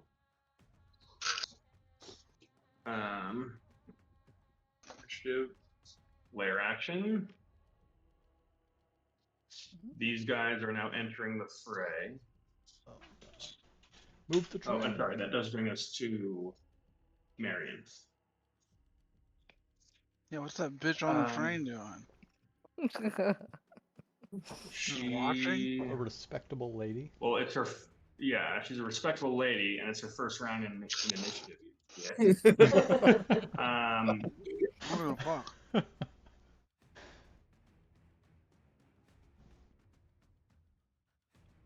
She's gonna guiding bolt this guy. Man. Oh, come on, fucking dog. Come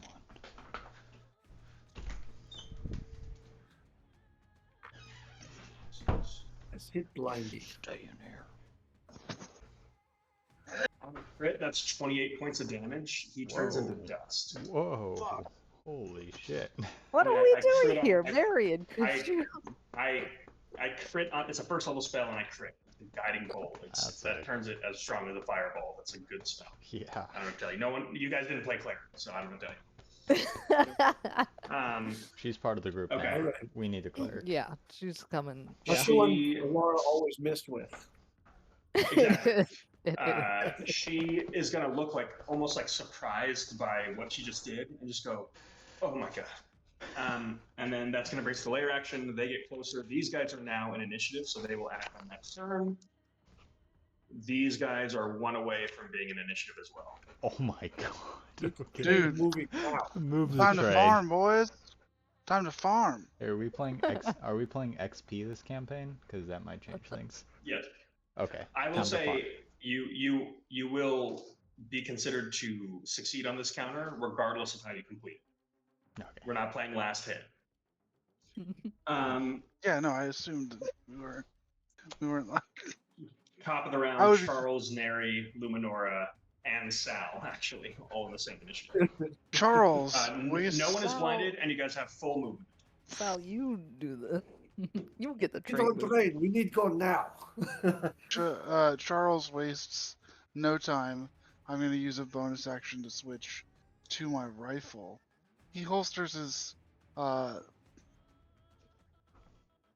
Revolver. Thank you. And just kind of slowly, he's not rushing, just kind of takes the rifle out, kind of like checks to make sure there's a round in the chamber. It's one of those old cowboy repeaters, Yeah, lever action. lever action. And he takes a knee, aims at the mouth thing, and takes a shot. For 21 to hit. Hit. Oh, big money. 24 points of damage. Damn. It's 2d12. Oh god. Okay, it is very hurt. You just blew off like the top of its head, and it's like by the neck is like hanging off. There's like a tongue coming out of the neck, and it's like barely holding itself together. Good shot. Now get on train. Someone has to start the trains out. Start train or we leave you. Okay. Um, That brings us to Neri and Luminora. I will. Oh man, can I get a zoom in on what's going on with Neri over there? She's up here, Marion. No, sorry, Neri. Neri is he's chilling. You chilling? He's just hiding in the cupboard under the stairs like Harry Potter while these things try to pull him. I just want to say maybe the people up top know him as Neri, but everybody here only knows him as Yeden. Yeah. Brew. Full name is Yeden Neric, right? Yes. Okay. Okay. That guy on the ground is not dead. The one in front of you. Yeah, I know. Just so you I'm know. trying to decide if I was going for ground guy or going for Neri. Yeden Neric. Has that guy? No, he hasn't. He's just been healing dudes. Okay, I'll go for the person to my right.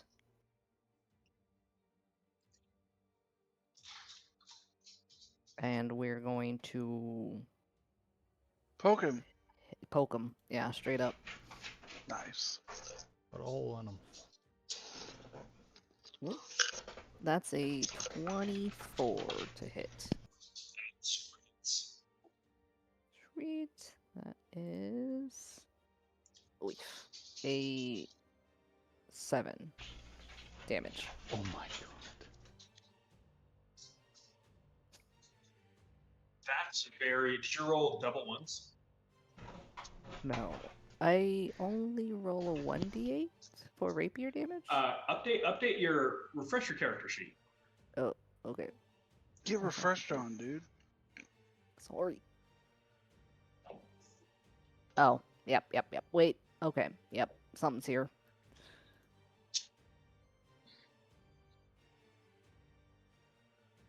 Okay. You got some reading to do, but go ahead and just roll the damage. Just reroll the damage for this one attack. I think that's this. That is 10? Okay.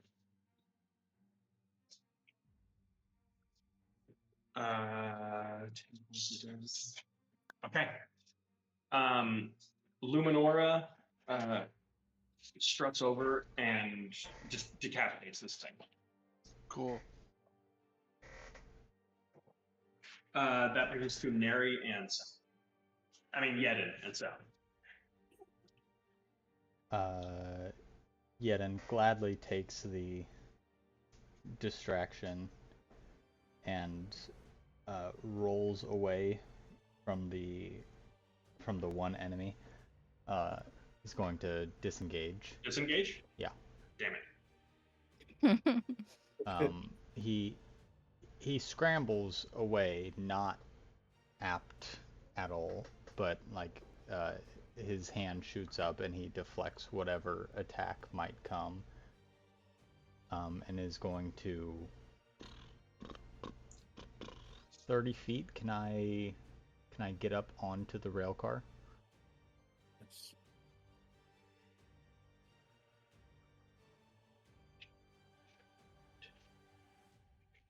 Can make it right to where Sam is. Okay. He makes it to the top and is just like, get out of the fucking way. Keep up to it. Hurry up, little man. And with this action, he will. Ooh, I don't know that I can fire that far. It doesn't matter. 120 feet. He's going to fire at the Mouther. Okay. Just a Is that long range? Yeah, it's long range. He's at disadvantage anyways. But he's going to spend a point of luck to give himself a straight roll. That's a 16 to hit. Hits. For 6 points of piercing damage.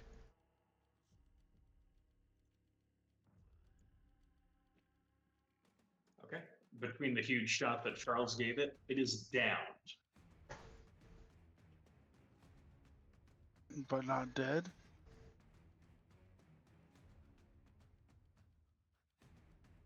That brings us to Sal. You saw that, Sal? Okay. I did that. How many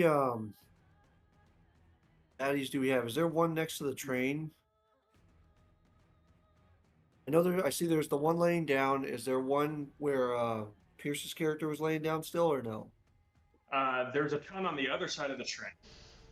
Okay. And then there's one where Pierce's character was laying down here, and then one here. I'll go after the one that's right, the one closest to the train. Yeah. Okay. And these things are wearing like pretty much bed sheets, right? Yeah. Okay. Saul looks over the edge and says, "Hey, our bed sheets smell like shit." And he pulls a bag out and throws it down and casts poison spray again with a very potent, smelling like a dirty diaper vial of something very foul. Oh shit! I probably missed. That's a 9. 9 misses. Okay.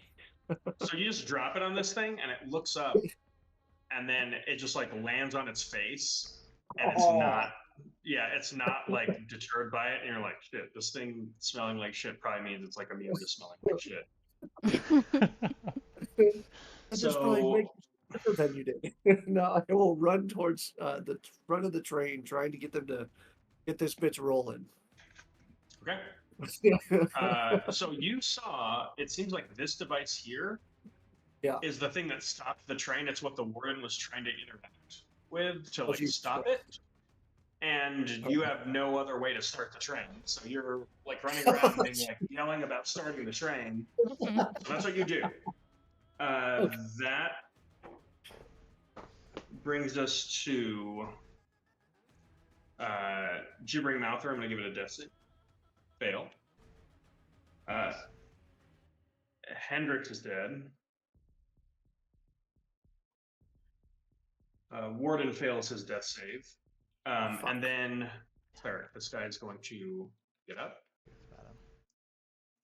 10, 15, 20, go over to this thing. He's going to attempt to heal it as he casts Cure Wounds, and nothing happens.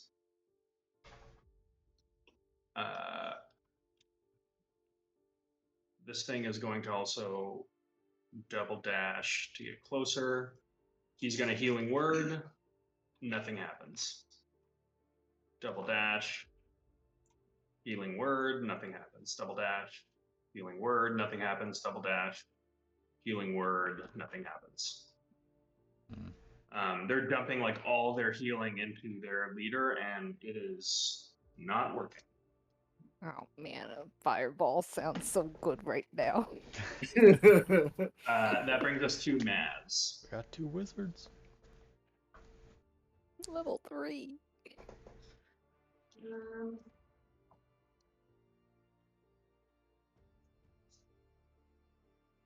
This is a stupid question, but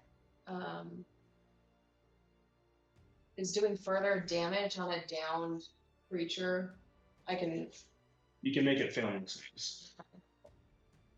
Is there anything in the area that is catapultable?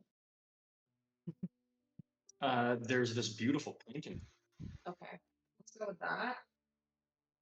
And save the dex save here. Creature must save a dex save. D8. Here's what I'll do.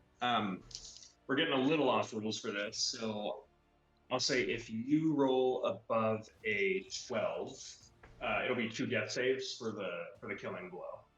Okay. Those are d4s. Oh shit. Be a D, yeah. Give they were good for a D. That's all I got. Okay, just one? Yep. 5, 8, 14, 19. Okay. So, you take this beautiful painting that's there with like all these scattered papers, and you watch as it just like lobs up into the air, and then like the shadow of this thing just like hovers over to the gibbering mouther and just like bludgeons it to death and turns it into a paste. Is it dead? It's dead. I'm gonna use my. Who's that? This who? No, those guys down in the shadows. Bats. Down, closer to me. Batty. That guy's a baddie? Yeah. And who's that? Friend. Friend. Okay, I'm gonna use telekinetic propel to push the baddie back.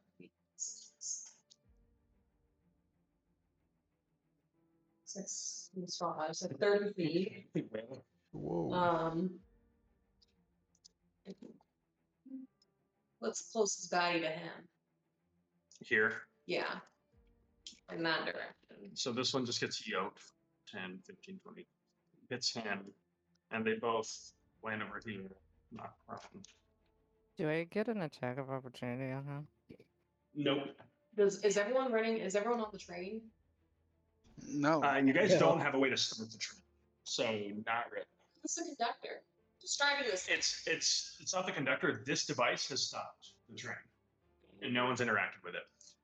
As part of the, I will say, as part of you bludgeoning that thing with the painting, as part of that, using that spell, you can keep the painting if you want. Yeah, sure. Okay.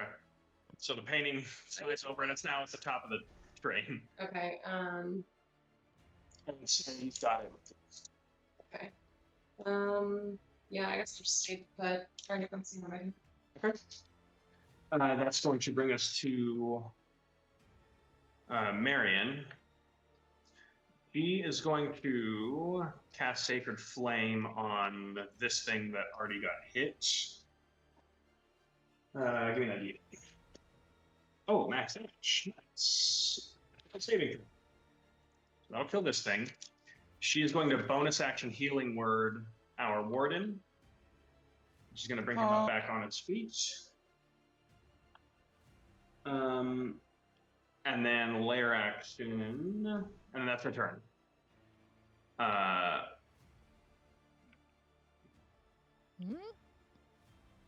All right.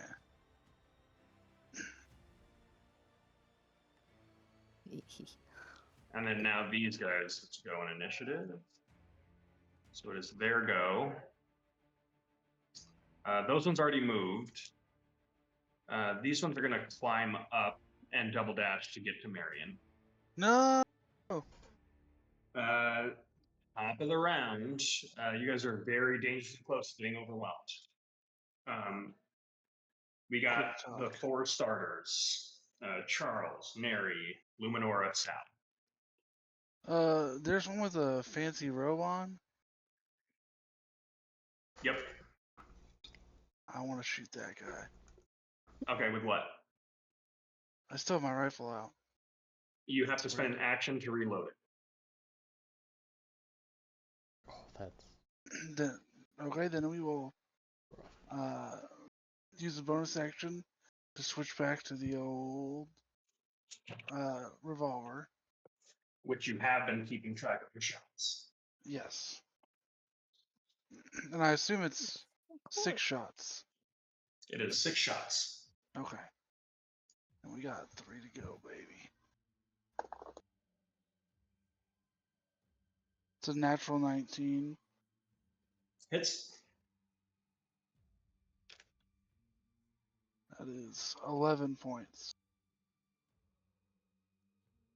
Okay. You just shoot him in the head, and he falls. Cool. Warden, get the train going. All right. Neri, you're up.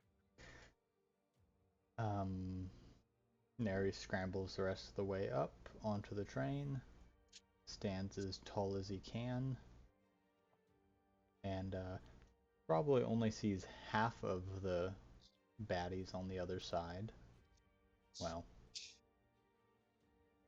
actually, I don't think he sees very much at all. Yeah. I mean, you hear them. They're very loud. You can tell there's a crowd. Okay. The thing that was used to stop the train, it's like a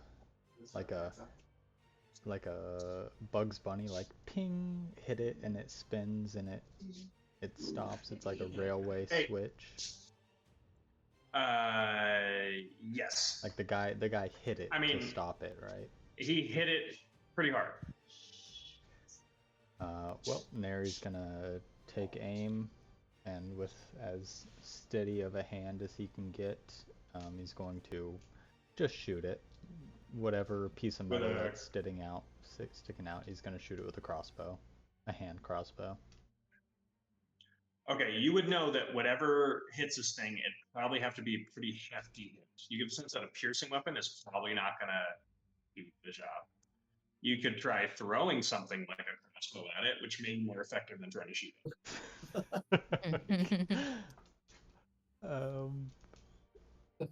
Sure, why not? He runs further up to the carriage and like takes aim, and then just hucks his crossbow at this thing. Just in a panic. Yeah, he's not a good shot anyways. Give me a dexterity-based attack at disadvantage. Yeah, I've been disadvantaged at everything. Yikes. 12. Okay. That was actually the DC. Okay. You got a 12. Yeah. Okay, because it sounded like you rolled much lower than that. We're at level 3. 12 is a good roll. I mean, so I don't know why. 6 plus 6. It's not that good. Okay. With that, you hit this thing and it starts spinning, and the train starts moving. Fuck. You make eye contact with the warden, who like gives you a nod,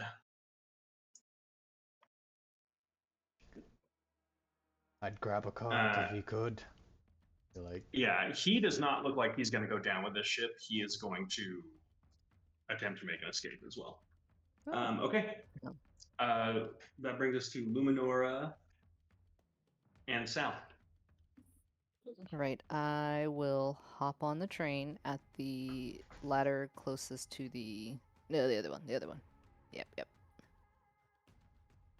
Like, Sal once again is like right in the way. yeah, like I can like try and like smush past him without touching him. Like if you please, and then I will cast let me see, Cloud of Blades on the 2 that are on the train across from me. Cloud of daggers. Cloud of daggers. It's The one 5 spell James can never get range. to hit. Don't want to hit Marion. Yep. Okay. What's the saving throw?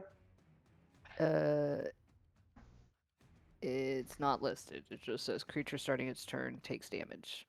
I don't. Okay. How much damage? It will be 7 damage. Okay. So they both take 7 damage. That brings us to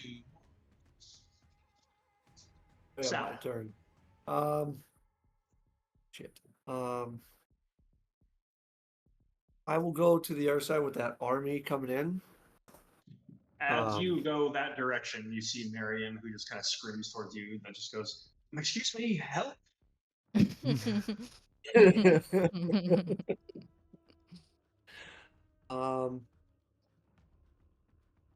Okay, He's bunch like, of bad guys over there. no. I'll go and throw. I'm gonna change directions, seeing that there's too many bad guys that way. Like, oh fuck this! And I'm gonna go towards her. And fuck, how to do this? All right, I'm going to throw fairy dust and cast sleep on. It's gonna be. It says it's a 20-foot sphere, but how would this work with the way I do these, Alex? Just hits everybody. So just Oh no. Okay. whoever's Fairy in the dust it is. sphere. All right. Shit. Hopefully it doesn't knock her out. I need a lot of demons. 3, 4, 5. All right. So it's 11, 14, 19. So 20 hit points. So how does this work then? So see creatures within 20 foot. She's an elf who cannot be put to sleep magically. So just puts these two to Okay. sleep. Perfect. So 20 hit points. Inside of the cloud of daggers. I go, fuck this. And I reach in my coat and fairy dust. And just throw a bunch of dust out that just makes its way over to them and just covers them in this huge sparkling cloud. Yeah, they just fall over asleep. Okay. Maz. Is the train moving yet? Yeah, it's beginning to move. Okay, Mazarin's gonna run over to that ladder where everyone else is. The other one. Can I make it that far? Mm-hmm. Get up on top of the train. With your movement, you won't be able to make it the way up. You'll be able to hang up the seat. Okay, can I see what's going on? Like Yeah. up there? Yeah. Okay. Like with the cloud of daggers and the sleeping guys. Okay. So she's gonna hang on and she's gonna look over and see the commotion on the other train. And just sort of be like, what the fuck? And then just waves her hand like this and just uses her psionic nudge to push one into the other and hopefully both on the train. Okay. Let's need to roll 24. Okay. Give me an intelligence check.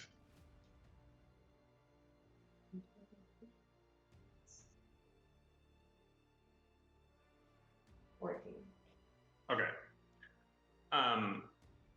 You push this one into this one and then both off the train. You're doing this inside of a cloud of daggers. So this area is like a blender. Oh. So you just missed the two of them through Luminora's cloud of daggers. Mist is an Teamwork. M-I-S-T.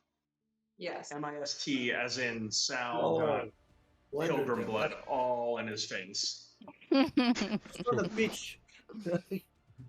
That's a good close. Okay. Yeah, pimp suit ruined. Okay, that brings us to baddies. This thing's dead. They're dead. Oh no, Warden gets to go. He's gonna jump up here, but you are blocking him.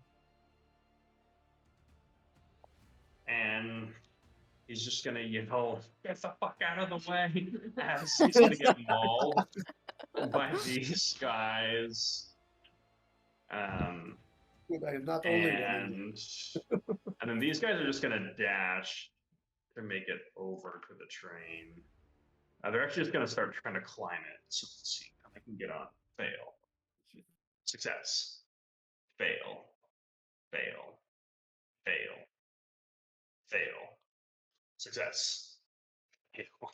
So two make it on, as they're all just like throwing themselves World War Z on the style train. zombies. Zombie style, yeah. They're climbing on top of each other as the train's starting to move. The warden has 8 hit points. Hit. Miss. Miss. Let's see if he survives. Hmm? He gets hit for 7 points of damage. Uh-oh. So he's got 1 hit point as the train is now starting to move. So that's going to bring us to top of the round. This train's now moving. We're going to say 60 feet around. So Fuck. these guys are all now falling behind. And Charles, you are also falling behind. Come on, cowboy, get on the train. Well, it's good to Here's know, what I'm gonna do. We're gonna move into just a turn-based system, so you guys can all kind of interweave in initiative order, and then I'm gonna I want to get on the train. go. Okay, so you want to just go now? You don't want to wait for your allies to do it. No, fuck that. Okay. I'm not getting left behind. That's understandable. Okay. Sounds good. James' first character doesn't die, he just gets left behind. So James, you're trying to double dash to athletics check your way on. Sure. Okay, the DC is 14 with the train moving at this speed.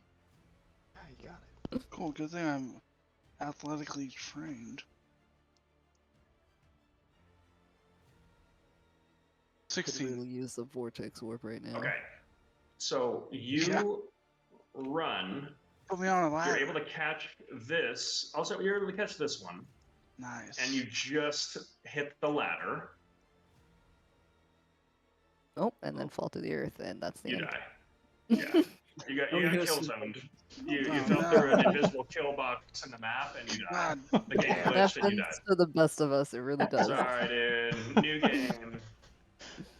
Fuck, I I'm might as really well attached to start. that character. I should We'll have a probably character ready. we'll patch it for the next campaign. Great. Okay, so you are here, hanging on. Cool. So I had to Um, double dash to do that? Yep. Sucks. Okay. Yeah, alright. I'll just chill, I guess. Okay. Who else wants to do something? Charles is precariously hanging on the edge. These guys are going to go for a swing at him, like arcane shooter style. I missed all So that. Mazarin, you want to do something? Mazarin is going to.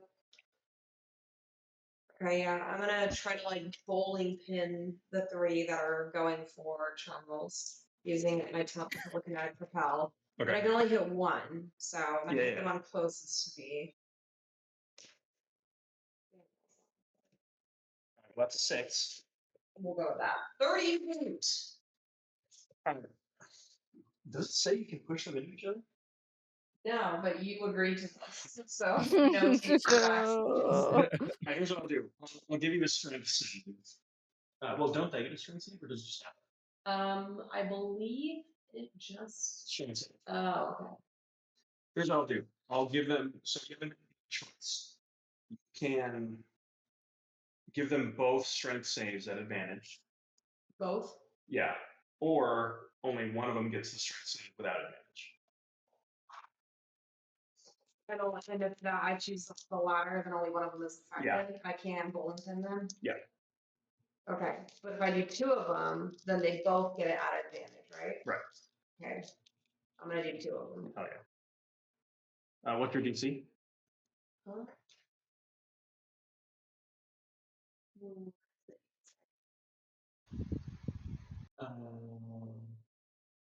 Go to your spells.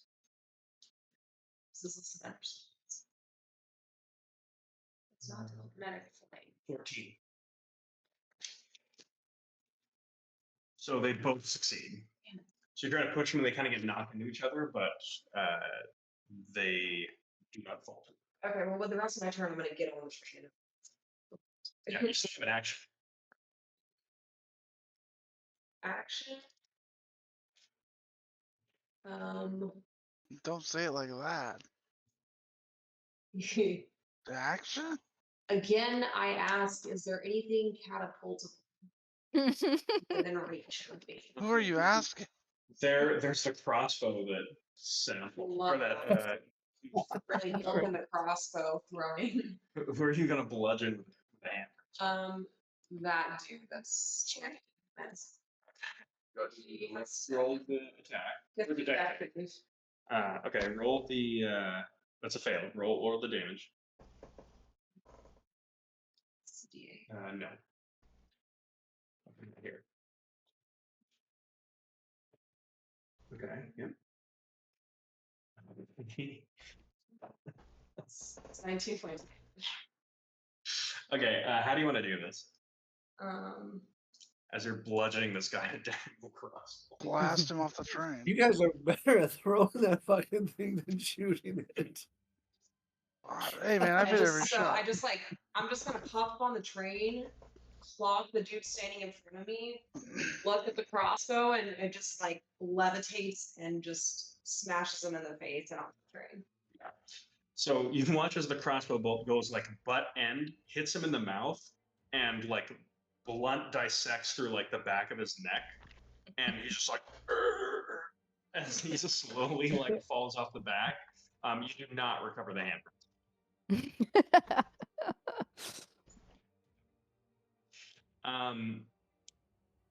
Sal, as she runs by and does all this, the painting she has catches your eye, and it's just like, there's something special about that painting.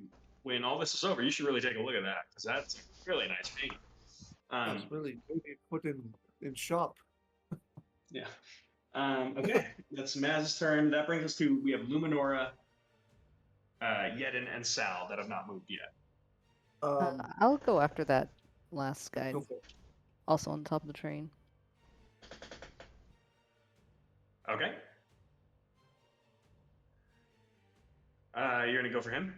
Yeah. Punt him. Right? Is that the only? Yeah, I think that's the only. Yeah, he's the only one on the train. Yeah, we'll try and stab him, poke him. Okay. That's a 8 to hit. A 9. 8 misses. So Luminora rushes over at this thing and goes to stab it. And it's like crawling on the ground like Gollum. It is not like any of the opponents that you're used to facing. And it just like barrel rolls, gets real low, and like adeptly dodges the strike. That is going to bring us to Sal and Yedin. All right. Okay, so there's the one train master guy trying to get up the ladder nearest me, right? Yeah. Okay, I will just try to help him get up on the ladder. Or Okay. get So up you do on the top help of action? Yes. Okay. So you rush over. Help action. So he's going to be cleared. And he's going to be very appreciative. Hey, calm down back there, Brokeback Mountain. Whoa. Okay. Shots That fired. brings us. There's That brings trains us to Yedin. Unnecessary. Yeah.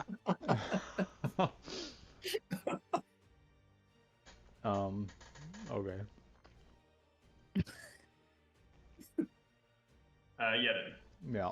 He'll that's a hatch on the top of this train car, right? Yep. He'll walk past Luminora, slumped over, undamaged, but looking like he is very exhausted and hurt. I swear to God. And as he passes, he like goes real close, but is not looking or intending to attack at all. As he passes this one attack that Luminor is attacking, he'll just sort of lunge out to the side and like in one motion pull off a like thigh strapped dagger and try to stab this thing in the face. That's a 12. That hits.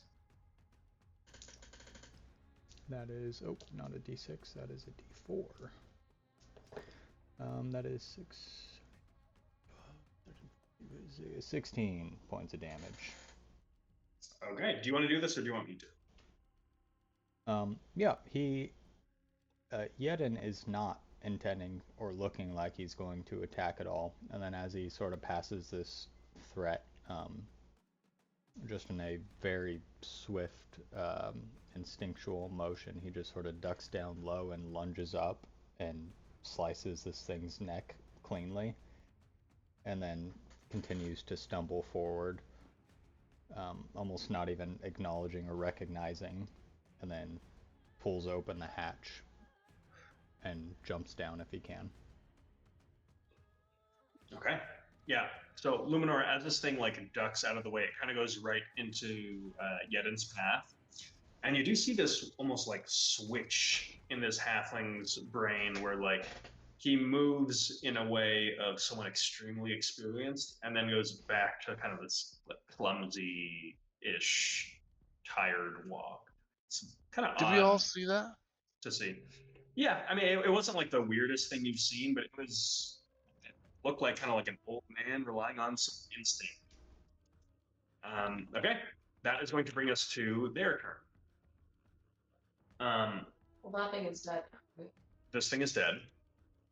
Although Charles is going to take 3 held actions attacks on these guys. So they're going to claw at you and try to pull you off this train. So I need a acrobatics or athletics check. Going athletic, baby. 13. Okay. So give me 2 more. 14. 19. Okay. So the first one, you just kick in the face. The second one latches onto your foot. And the final one gets hit, and the third one just gets like crushed under the train. This train is now picking up speed. We're hanging onto it, and you've got this one thing just kind of trying to climb up your leg. I will give you the final. How do you want to do this? As presumably you pull out your enforcement and just end this thing. Yeah, I'm not even gonna do anything fancy. I just shoot it in the face. Yep. And then As it's hanging off your leg, you just line it up, and it just like looks at you like through the barrel and just blast it away. With that, you make it on board. You have saved the warden, and you continue your journey over to the Sanctiforge. are we out of initiative? We are going to be out of initiative as you all rush back into the train. Cool. As I'm rushing back, I will reload both of my weapons. Sure. Easy enough to do. So was the warden the one that was under the charm spell initially? Yes, it was. Yeah. Okay. So as soon as we get back on the train and inside, Mazarin is going to just kind of aggressively approach the warden and say to him, "What the hell was that?" He just looks at you and just says, that Reverend, he just looked at me and said something, and all of a sudden I was in his mind. He was in mine. I just was compelled to do what he said. The Reverend. Did we kill the Reverend? I guess you did. Marion turned him I think he dust. got dusted. Yeah. We snapped him. Blinding. Pocket-san, very effective. Had you met him before? No, he just knocked on the door at the outpost, and the next thing I remembered, I was next to all of you, and the train had stopped.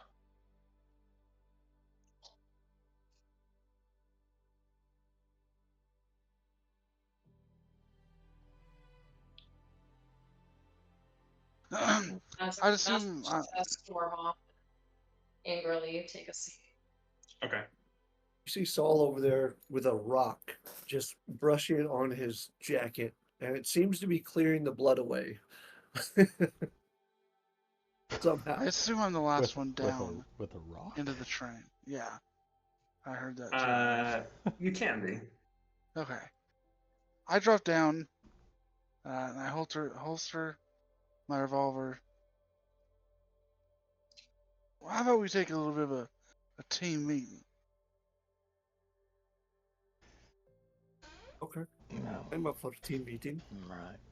I suppose we are a team now. I found it was an effective way when I was in the force to improve our tactics in the field with a little debrief. Right, yeah. So, do all you fuckers use magic? That's fucking weird. Mazarin shoots a little look at him and like narrows her eyes and just says, "It's not magic per se." Yes, mine is more creation, not much magic. Potions of Not like magic. I have a finger Whatever the guns. fuck you were doing, moving shit with your head, that's magic. Obviously Luminora got some weird magic. Now you, Sal, or Yerden, what the fuck was that? What was what? As I'm cleaning myself Not, with a rock. sorry, Sal. I meant Yerden. Yerden, what the fuck were What? you doing? Trying to stay Hiding, alive. hiding I under close my my spell book. I think he was hiding under a train at one point. Yeah. Yeah, I was. at the, yeah, okay. Don't do that. Why? Well, he didn't do too badly overall. At the end, you got trapped by Yes, two of I them. was scared If too. I didn't run away. Yeah, you're old as fuck though. If Princess hadn't been there to cut one of their heads off, I don't think that would have ended too well for you. Your Majesty knows how to hold a line, and I look sarcastically over at Yed and Eric. Listen, But then, on top of the train, you pulled some fucking special ops shit with that stab. Where the hell was that the whole fight? you're a big man with guns, right? Seems like you're used to fighting. I'm not. Okay? I've worked the last 3 decades in a fucking factory. This morning, I was working in a factory, and, well, here I am now. So, Tell you forgive me. what I saw up there, that's not someone who never fought. I didn't say Maybe he I've got never lucky. fought. That was not luck. I agree with Mr. Brand that his form was quite well. It's Chuck, alright? I'm not, Specialist Charles Brand 993462 anymore, since we got put into this fucking shit. Just check. She doesn't respond. She just looks right at you. At this point, the entire is dissected by the hostess pushing the refreshments cart. And Excuse you. she pulls out like a bottle and she's like kind of shaking. You look around, everyone in the train is just looking at all of like, this conversation in the middle of the bar. She'll pour out refreshments for Red Ramsey. Yep.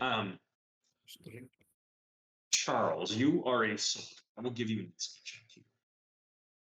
You give me what? An insight check. Cool.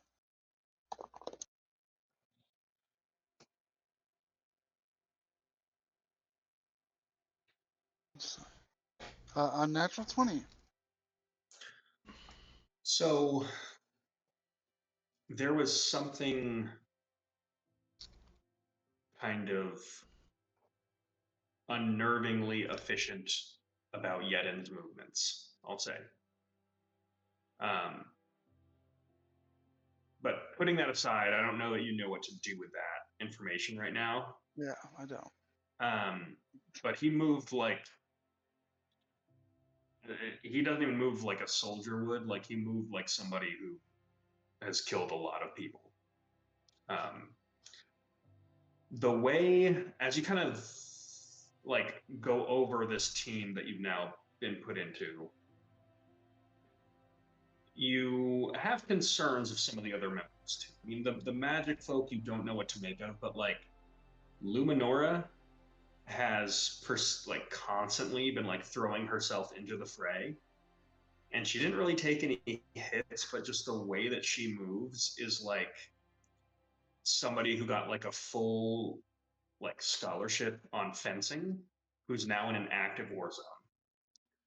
So it's like you're like, this person is also probably gonna die. You don't know what to make of Mazarin because she's kind of just like walking. It's just kind of flying everywhere like a walking poltergeist. And then Sal Brentwood at one point was yelling about someone smelling like shit and then dropped a diaper face. So I think it's fair to say that Chuck might have a couple concerns regarding the organization. As this is Right now, Saul, happening, oh, go ahead. I was gonna say right now, Saul is like you see him popping breath mints and like putting some aftershave on, just kind of cleaning up entirely, just getting back to his normal stasis. Yeah. Sal, as we move over to you, you did clock that quite nice painting that Mazarin picked up. Yes. Looks like it could be of some value from a distance. Had a very nice frame. It's got a little bit of sand on it. But do you want to go inspect it? Yes. May I see painting? Yeah, how about it? Oh, thank you. Like you can gently like brush the sand off. Wipe some of the blood off of it. So as you look at it, you all watch as Sal's eyes kind of go a little bit slack, and he almost has like this melancholy look on his face as he regards the painting.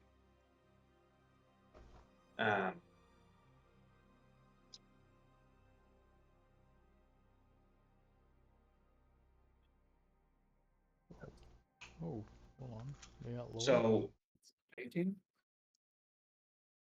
as you regard the painting, it apparently is called Oracle Summons, and it's a depiction of an older man kind of looking at a younger woman, presumably as she is one of the unlucky few who is pulled or recalled by.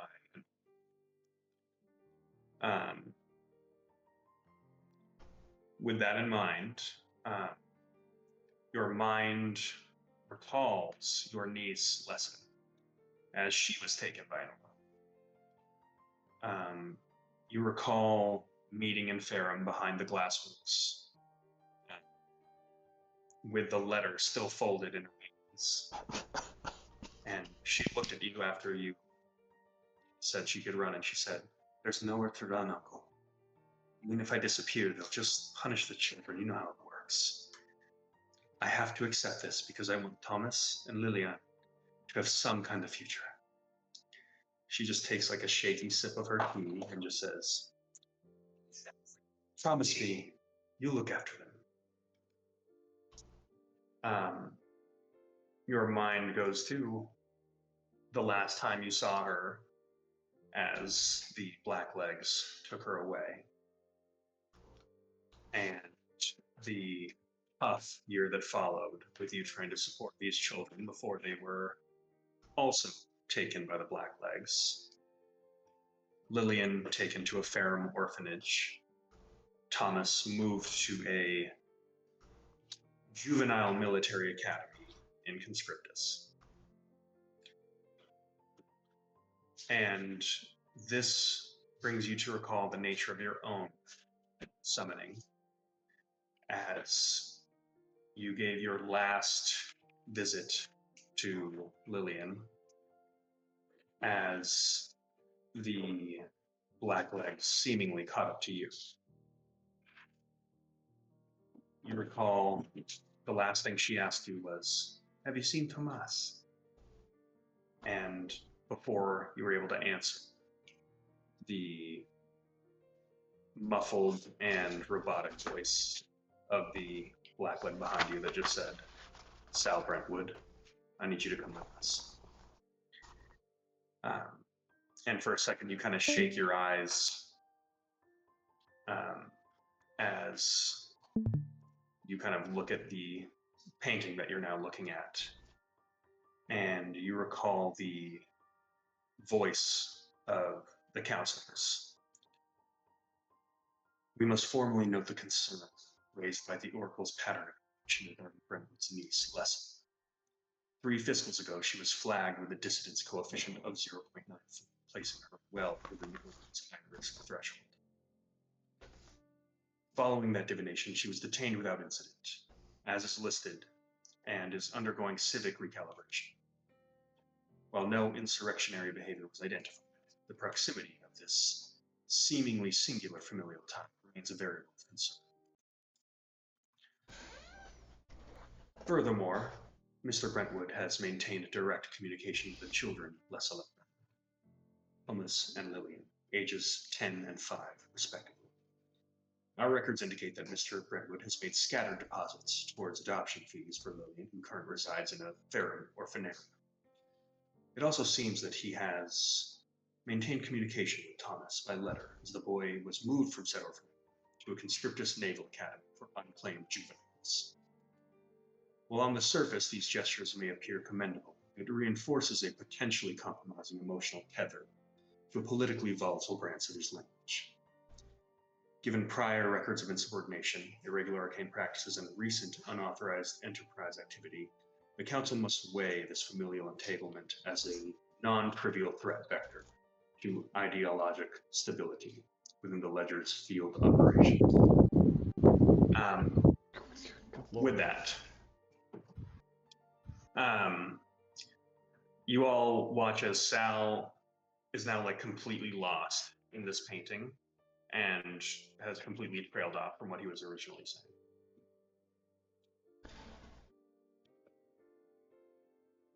I kind of shake my head, kind of come to. Is it okay if I keep painting? Please.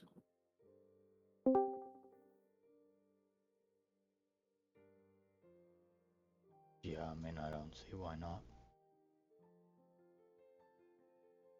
Thank you. I just take the painting and kind of go over to my seat. Take a minute.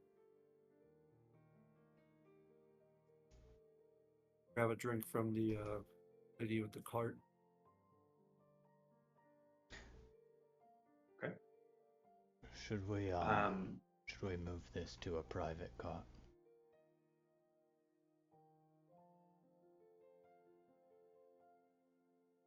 as well.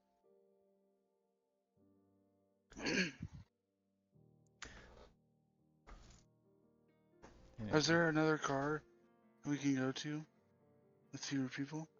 You can move between cars. They all have passengers in them. Or are there like fancy Harry Potter like rooms where, you know, it's like an individual room Like a that sliding we can, door. yeah. There would be, but you would not have access to them. We're fucking ledgermen. Are you kidding me?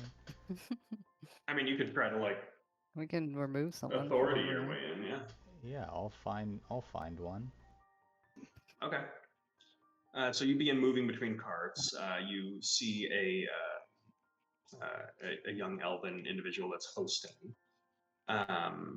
He kind of looks at you as he sees. It looks like you want access to one of the private cars. Yeah. Okay. How do you approach that with this young man? Oh, I'll follow this guy. I got an idea. Yeah, Neri or Yeden will walk up and pull out his fancy ledger book. And if this guy's like in front of the private car, he'll just hold it up like it was a badge and say, "We need use of this private area on behalf of the Oracle or something. I need you and everyone inside to sort of move. Let us in here.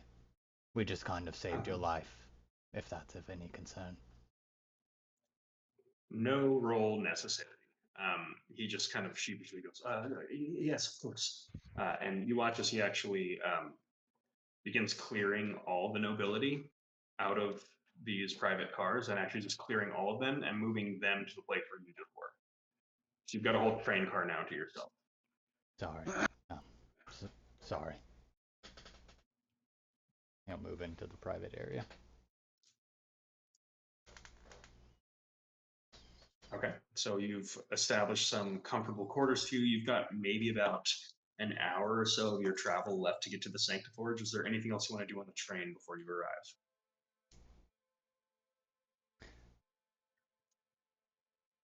So, Mr. Charles, Chuck. I'm gonna call you Mr. Charles, if that's okay.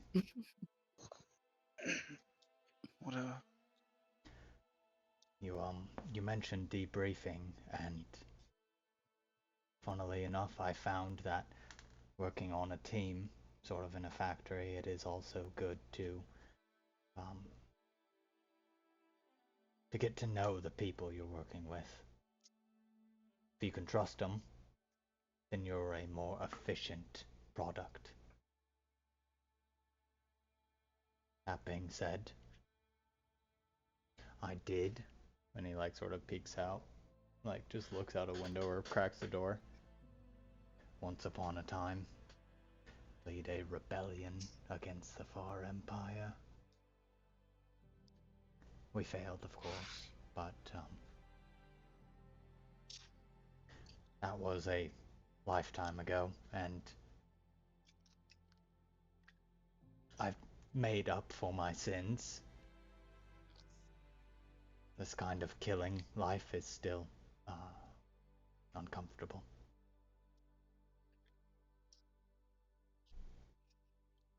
Anyways, that's my 2 pieces. Well, next time we're in combat, maybe let it out.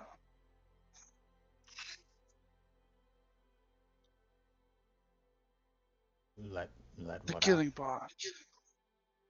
Oh, you didn't hear me. We failed. No, I got that. I'm saying next time that we're getting shot at, do something. Right, okay.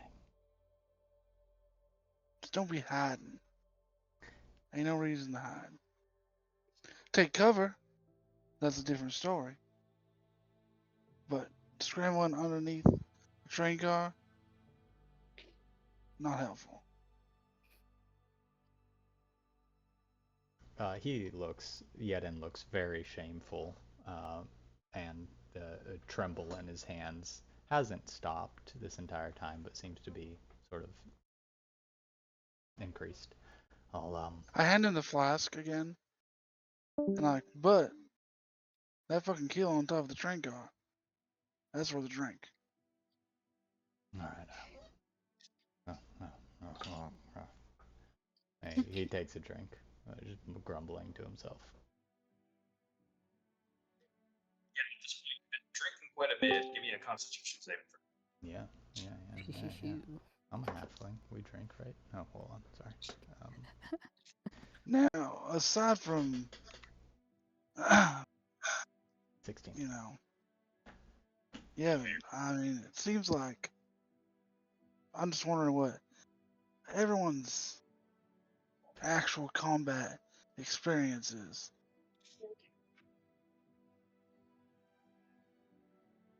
Luminora's actually like looking out the window, like muttering to herself slightly, but you can't really hear what she's saying, and she doesn't pick up that you're talking to everybody. Hey, Luminora, Yes. do you have actual combat experience?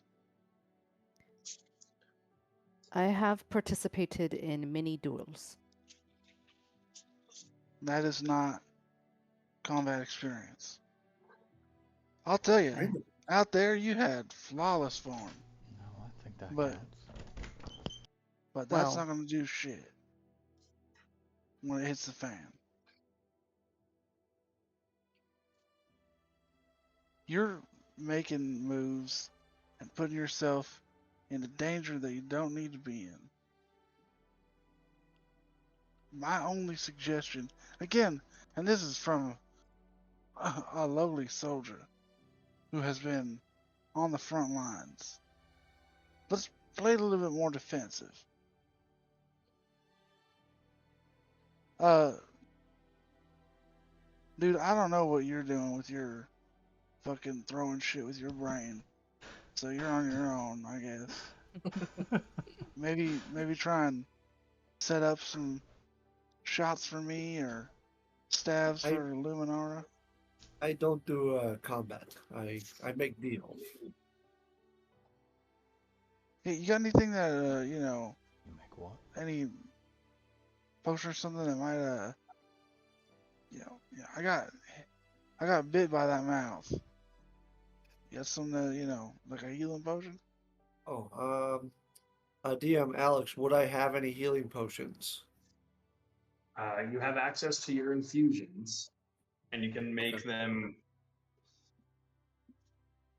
I do not have prepared right now, but I can have one ready for tomorrow. That'd be great. Anybody have any bandages or something? Let me take a look. Can I take a look at the bite and see if there's anything I can do to bind it?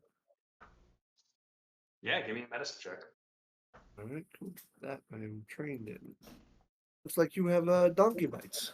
Not too far off. That's I don't have a donkey. 12. Okay. Are you trained in medicine? Yes. Okay. I'll say, flashback. We see Sal at the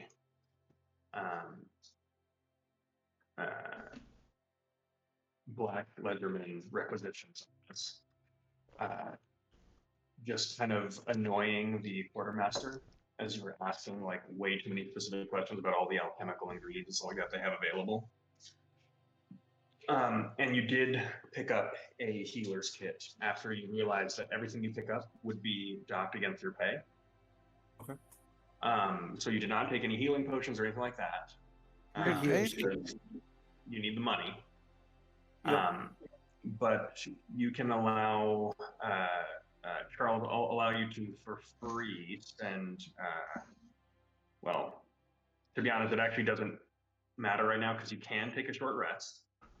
But you do have a healer's kit, and you just watch as like Sal begins like bandaging up some of Chunk's wounds. Next time, try not get bit. Thanks, I'll Quick take that into question. consideration.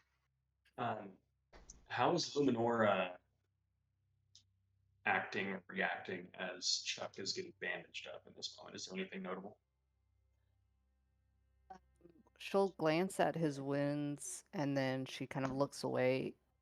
And she's a very stoic woman, so she's kind of walks off and looks like she's very in her own head right now.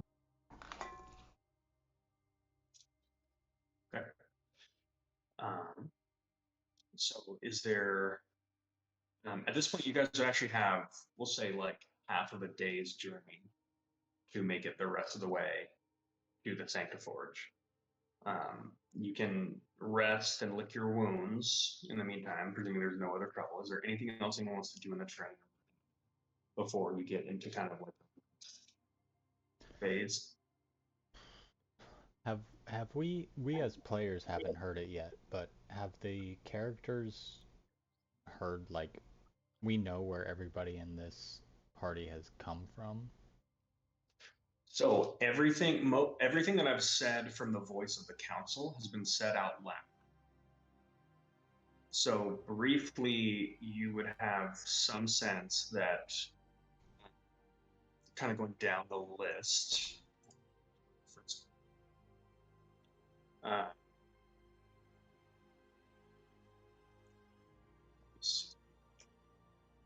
so kind of going down the list, a lot of what we did above table with Sal Brentwood, you guys would know because the council went into it. You would briefly have some understanding that Charles Brand was a soldier that was pulled from basically active duty, and that there's this vague sense that he had to serve remediation for some ties with Outlander tribes, which presumably was referring to a group of savages outside of Syndralis. You would know that the council was very perturbed by a lack of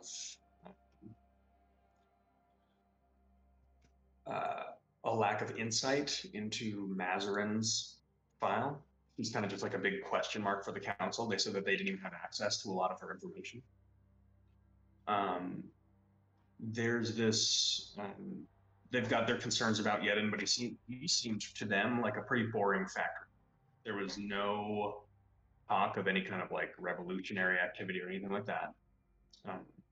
There was also a concern that a lot of his file was like, he was very, they called it underdocumented. And then you would know that Luminora is an heiress of the House of Cathari that basically like breed like naval commanders and admirals. So that's kind of what everyone's background is on all the characters. Okay. And Luminora has left the stage, so to speak. I'm still in the private car. I'm just not standing with. Like gone away from it. Okay. Yeah. I kind of get down on Yedin's level after Right. Sal's done. I can look up places. No, I mean, like, I lean down to whisper, and I kind of like tilt my head at Luminara. She's gonna be a problem. What, Your Majesty? She's probably fine. No, she thinks she's combat ready, and she's the greenest one out here.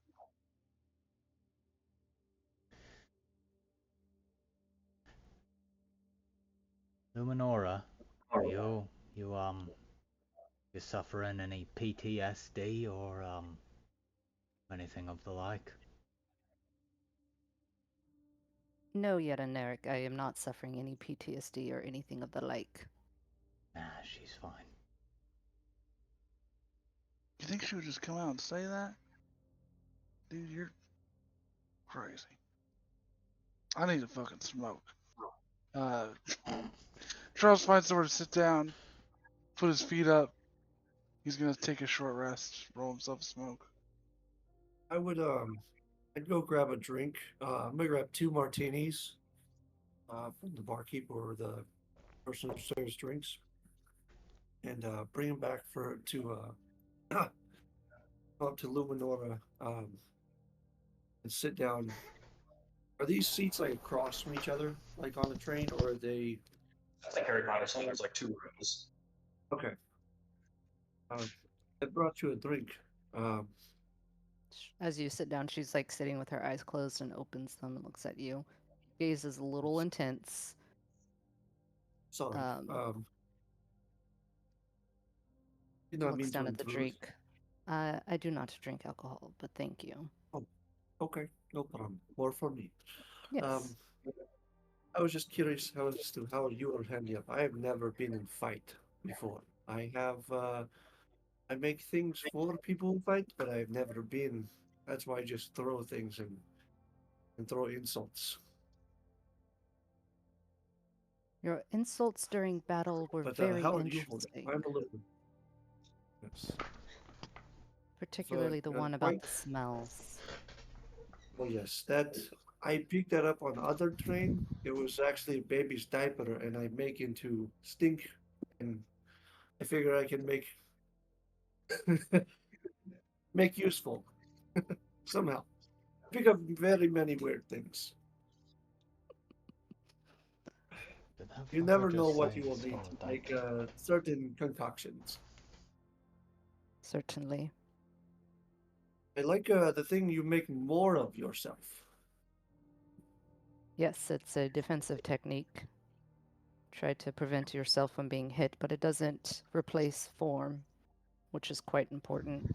She like kind of looks past you a little bit at Charles, who was like, I but think that I mean, get if you good at ask how selling. I'm holding up fine. I may have been raised draped in silk, but I've killed many people. Oh, okay. Well, I do not know any of you, and it seems that 2 of our companions are very well trained in killing. Um,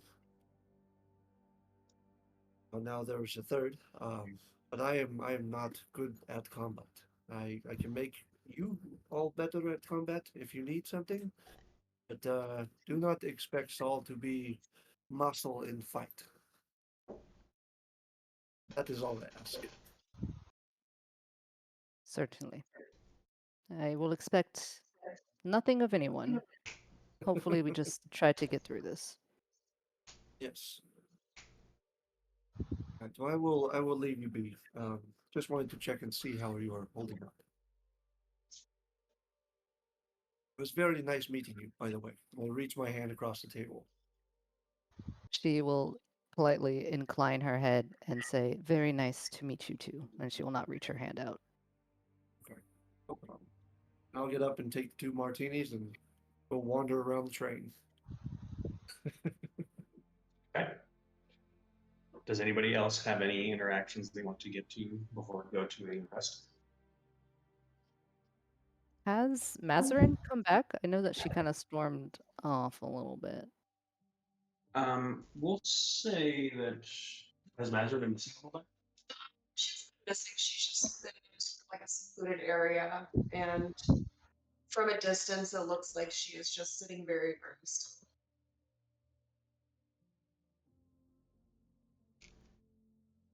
So we're all just in the train, kind of scattered about. We'll say you're all in the same train car that you have Same keys. train car. Okay, just checking. Uh, everyone is accounted for. Yeah, then Um, we'll yeah. lean over to Mr. Charles. So much for the group meeting, I suppose. Well, either we die or we live. But I'm looking out for me.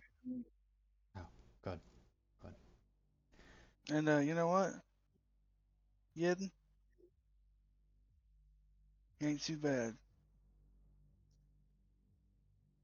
If you wanna, stick around with me, could be friends. Well, you seem the quickest to pull the trigger, sort of literally. Um, Not a bad idea. Oh God, accents are gonna start bleeding. No, It's all right. People say it's It's contagious. contagious, like a fever. Do you have any spare tobacco you can sort of lend me? Not that I can repay it, but you know, you've offered your flask, and I can You looking to chew or smoke? oh God, um, I got both. yeah, give Pop me yourself a something. horseshoe. Give, yeah, oh God. Yeah, give me something for, I don't like smoking really, I just wanted the, tobacco. I, I'm gonna. Is this just like in a bag, or do I have like cans of chew? You got like 10. Take it out, do the fucking wrist snap, get it all packed up, pop the lid, hold it out to you. Yeah. He takes a far too large amount, um, like clumsily stuffs it in his lip. Well, shit, man. Am I supposed to swallow? I wouldn't. I wouldn't. I wouldn't recommend it. Alright. There's probably a spittoon somewhere on this train, or find a cup. He Just just make sure you don't drink it. he walks over, lip bulging, to one of Sal's empty cups and just grabs it.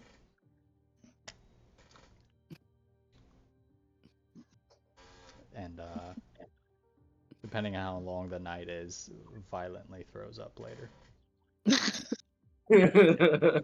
Yeah, This is tobacco chewing session. Maslin is going to approach Chuck and Yedin, um, intentionally and maybe a bit forcefully changing her frustrated demeanor from the earlier conversation she had. Um, Gentlemen, uh, indulging ourselves, are we? shit, girl, you looking to dip? In a bit. Ah, uh, not tonight. Thank you for the generous offer. So kind.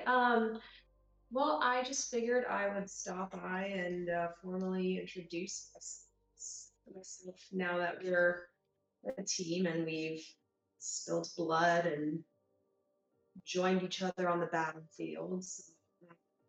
My name is Swin. I gather you are Chuck and get it. Well, perceptive, aren't we? Right. So, uh, you have any combat experience? Looks like you handled yourself pretty well out there. Um, Actually, you could say that I've had extensive training. Um, and I can see you have as well. And then she looks at Yedin. Uh, Not sure what your background is exactly. What experience have you had combat wise? Uh, uh, Me? Uh, it's been a long time, but I, I did sort of, um, and he like goes quiet again. I did sort of fight off the Far Empire a lifetime ago. More of a run in, hit, and then run away kind of thing. But not much. Not much, if I'm being honest. Interesting. Have you had any, I don't know, mental or psychic training?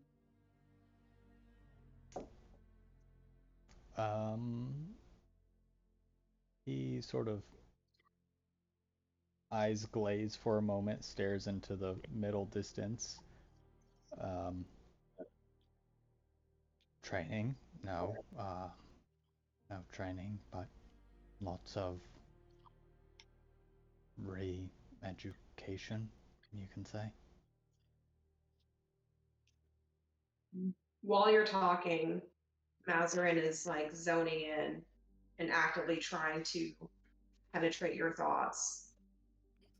And whether or not you can hear it, she's basically just telepathically repeating, "Why can't I get in your fucking head? Why can't I get in your head? Hello, let me in." Yeah. Um, Brick wall. I'm gonna say, give me an insight check. And he can tell you're trying to do this.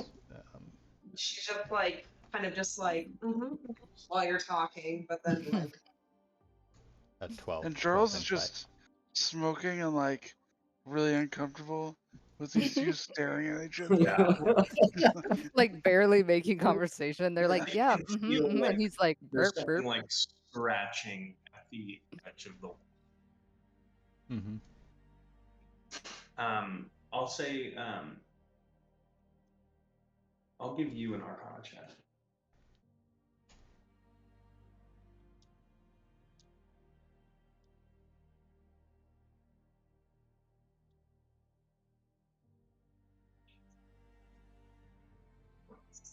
Yeah, you better not play what's going on. As this sort of under the surface tactic is happening, Yedin is dressed. I assume we all kind of have a uniform, right? We at least have armor that was supplied. You had the option to get one, and I don't know if anyone took it. Oh, I get my Not military No uniform. Not for Saul. armor and stuff. Okay. Saul has That's- nice clothes, and he I'm paid wearing my for it. conscriptus uniform. In that case, yeah, Yedin is dressed in what looks like a hard laborer's. Like he's got a dirty white T-shirt and like overalls on, just with like leather armor on top. And as these two are talking, he just absent-mindedly like just grabs at the pocket in front. There's nothing there, but he just sort of rubs his chest a little bit, and then places his hand back down. Are you okay? No, I'm fine. You're not hurt? No, I didn't. No, nobody hit me. Oh, okay. I was just checking. You're well, never mind. Are you two gonna fuck or what? No, What's that, Brokeback Mountain? far too old for that kind of thing. So, with that, Wait, how old does Yedin Nerg look? He's a halfling, so then again, two of you are elves, so it's a little bit hard to There's only tell. one elf. Oh. one of them is an elf. I don't know who the fuck's who then at this point. He looks like a human that would be in his 60s. He looks fairly old. But not as old as Sal. I don't think so. No, probably not. Saul looks like he's like 90. That's like almost dead. But yeah, yeah, okay. Wizards. Yeah. I mean, yeah, it makes sense now why he was like, I don't do combat. He looks like a wind would kill him. Yeah. He doesn't look I mean, that old. Otto, And I don't Otto do looks like stance. that too, though. You know, your That's statue true. is Yeah, bad on me. it's the knobby knees.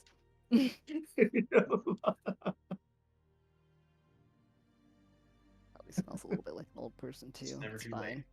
fine. Well, anyways, Mazarin just backs away from the interaction. She's like, "Well, it's so nice to meet you. I hope you enjoy the rest of our train ride."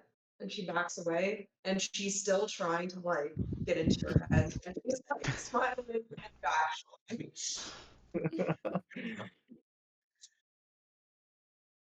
Perfect. So, So, sorry, go ahead.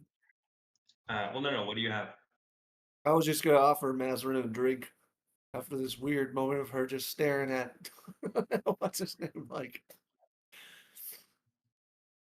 You need drink? Mazarin, I'm good.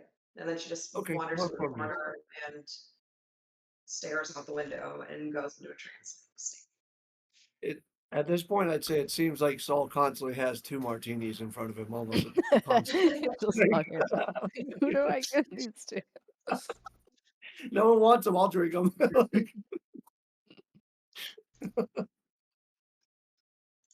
So was that enough time for a short rest? Um, it. I mean, you guys can actually go into a long rest at this point. I Oh, don't mind if I do. Especially they're working on alchemy stuff. in the Actually, I'll wait. cab, whatever. Oh god, this Is there enough room to practice forms? early. Yeah, I'll say so. Okay. fucking nerd. After some after some what appears to be like meditation or maybe prayer or something, Luminora goes into the spacious area and is going to practice sword forms. Okay. You're just doing karate shit in the middle of the aisle? Yeah.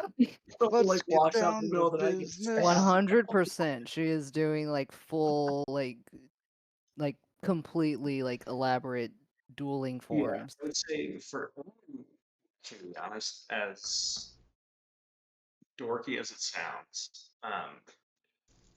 as you are watching, you may actually start to become almost a little bit entranced by the movements because with every movement and waving of this blade, it's like the blade itself is picking up like these resonant frequencies Good book. that are almost percolating throughout the metal components of the train. And it's almost like she's conducting like a symphony using the train as her orchestra. And instead of like these kind of, like disorganized creaks and groans, there now is this kind of coordinated resonance that's all centered around her movements. And there's very clearly something extremely magical about what it is you're witnessing. And anyone who would have heard legend of like the Cathari blade dancers, it's at the very least it's interesting to watch. Um, the utility of it outside of selecting space of like familial tradition remains to be seen, but it's hard to argue against like the art that is here. And with that, as we move into the night, you've all now met your um, unwilling allies. And as we march towards the Sanctiforge, we will end our first session here and pick up next week. Wowzers. Ah! Too short. I can't wait a whole week. I know. I like the way you set that up, Alex, with that intro to everybody's character. That worked out really well. Well, Yeah, and I lean for the part. Thank you. not It Ugh. feels fake. Feels fake starting a new campaign. Yeah. I wanna know what the other characters are doing. I'm very into everybody's characters. I think this is going to be a great time. Also, who needs healers? I know. we have our gunfighter holding the front line. Like, Yeah, it's not gonna happen. And then yelling at me for charging in. Excuse me, sir. I'm like, you got a gun. Move behind me, you fool. Yeah, I think the wizard's the tanking. So, Yeah. like no joke. I think that's When you have Tank- no tank, we're all tank- tanks, guys. Tanks have guns, I am right? nothing. oh god. just sacrifice Sal's frail and shitty body. He probably can't run that fast. Sometimes you have to throw a boom at somebody. Like, Yeah. you never know. Whatever you do, if Sal goes down, don't forget he is a do not exist. Sal's a DNR. That's his wish. Uh, well, I will see you guys later, man. That was a blast. Yeah. Can't wait till See next ya. session. Man. I'll chat with you. See you guys.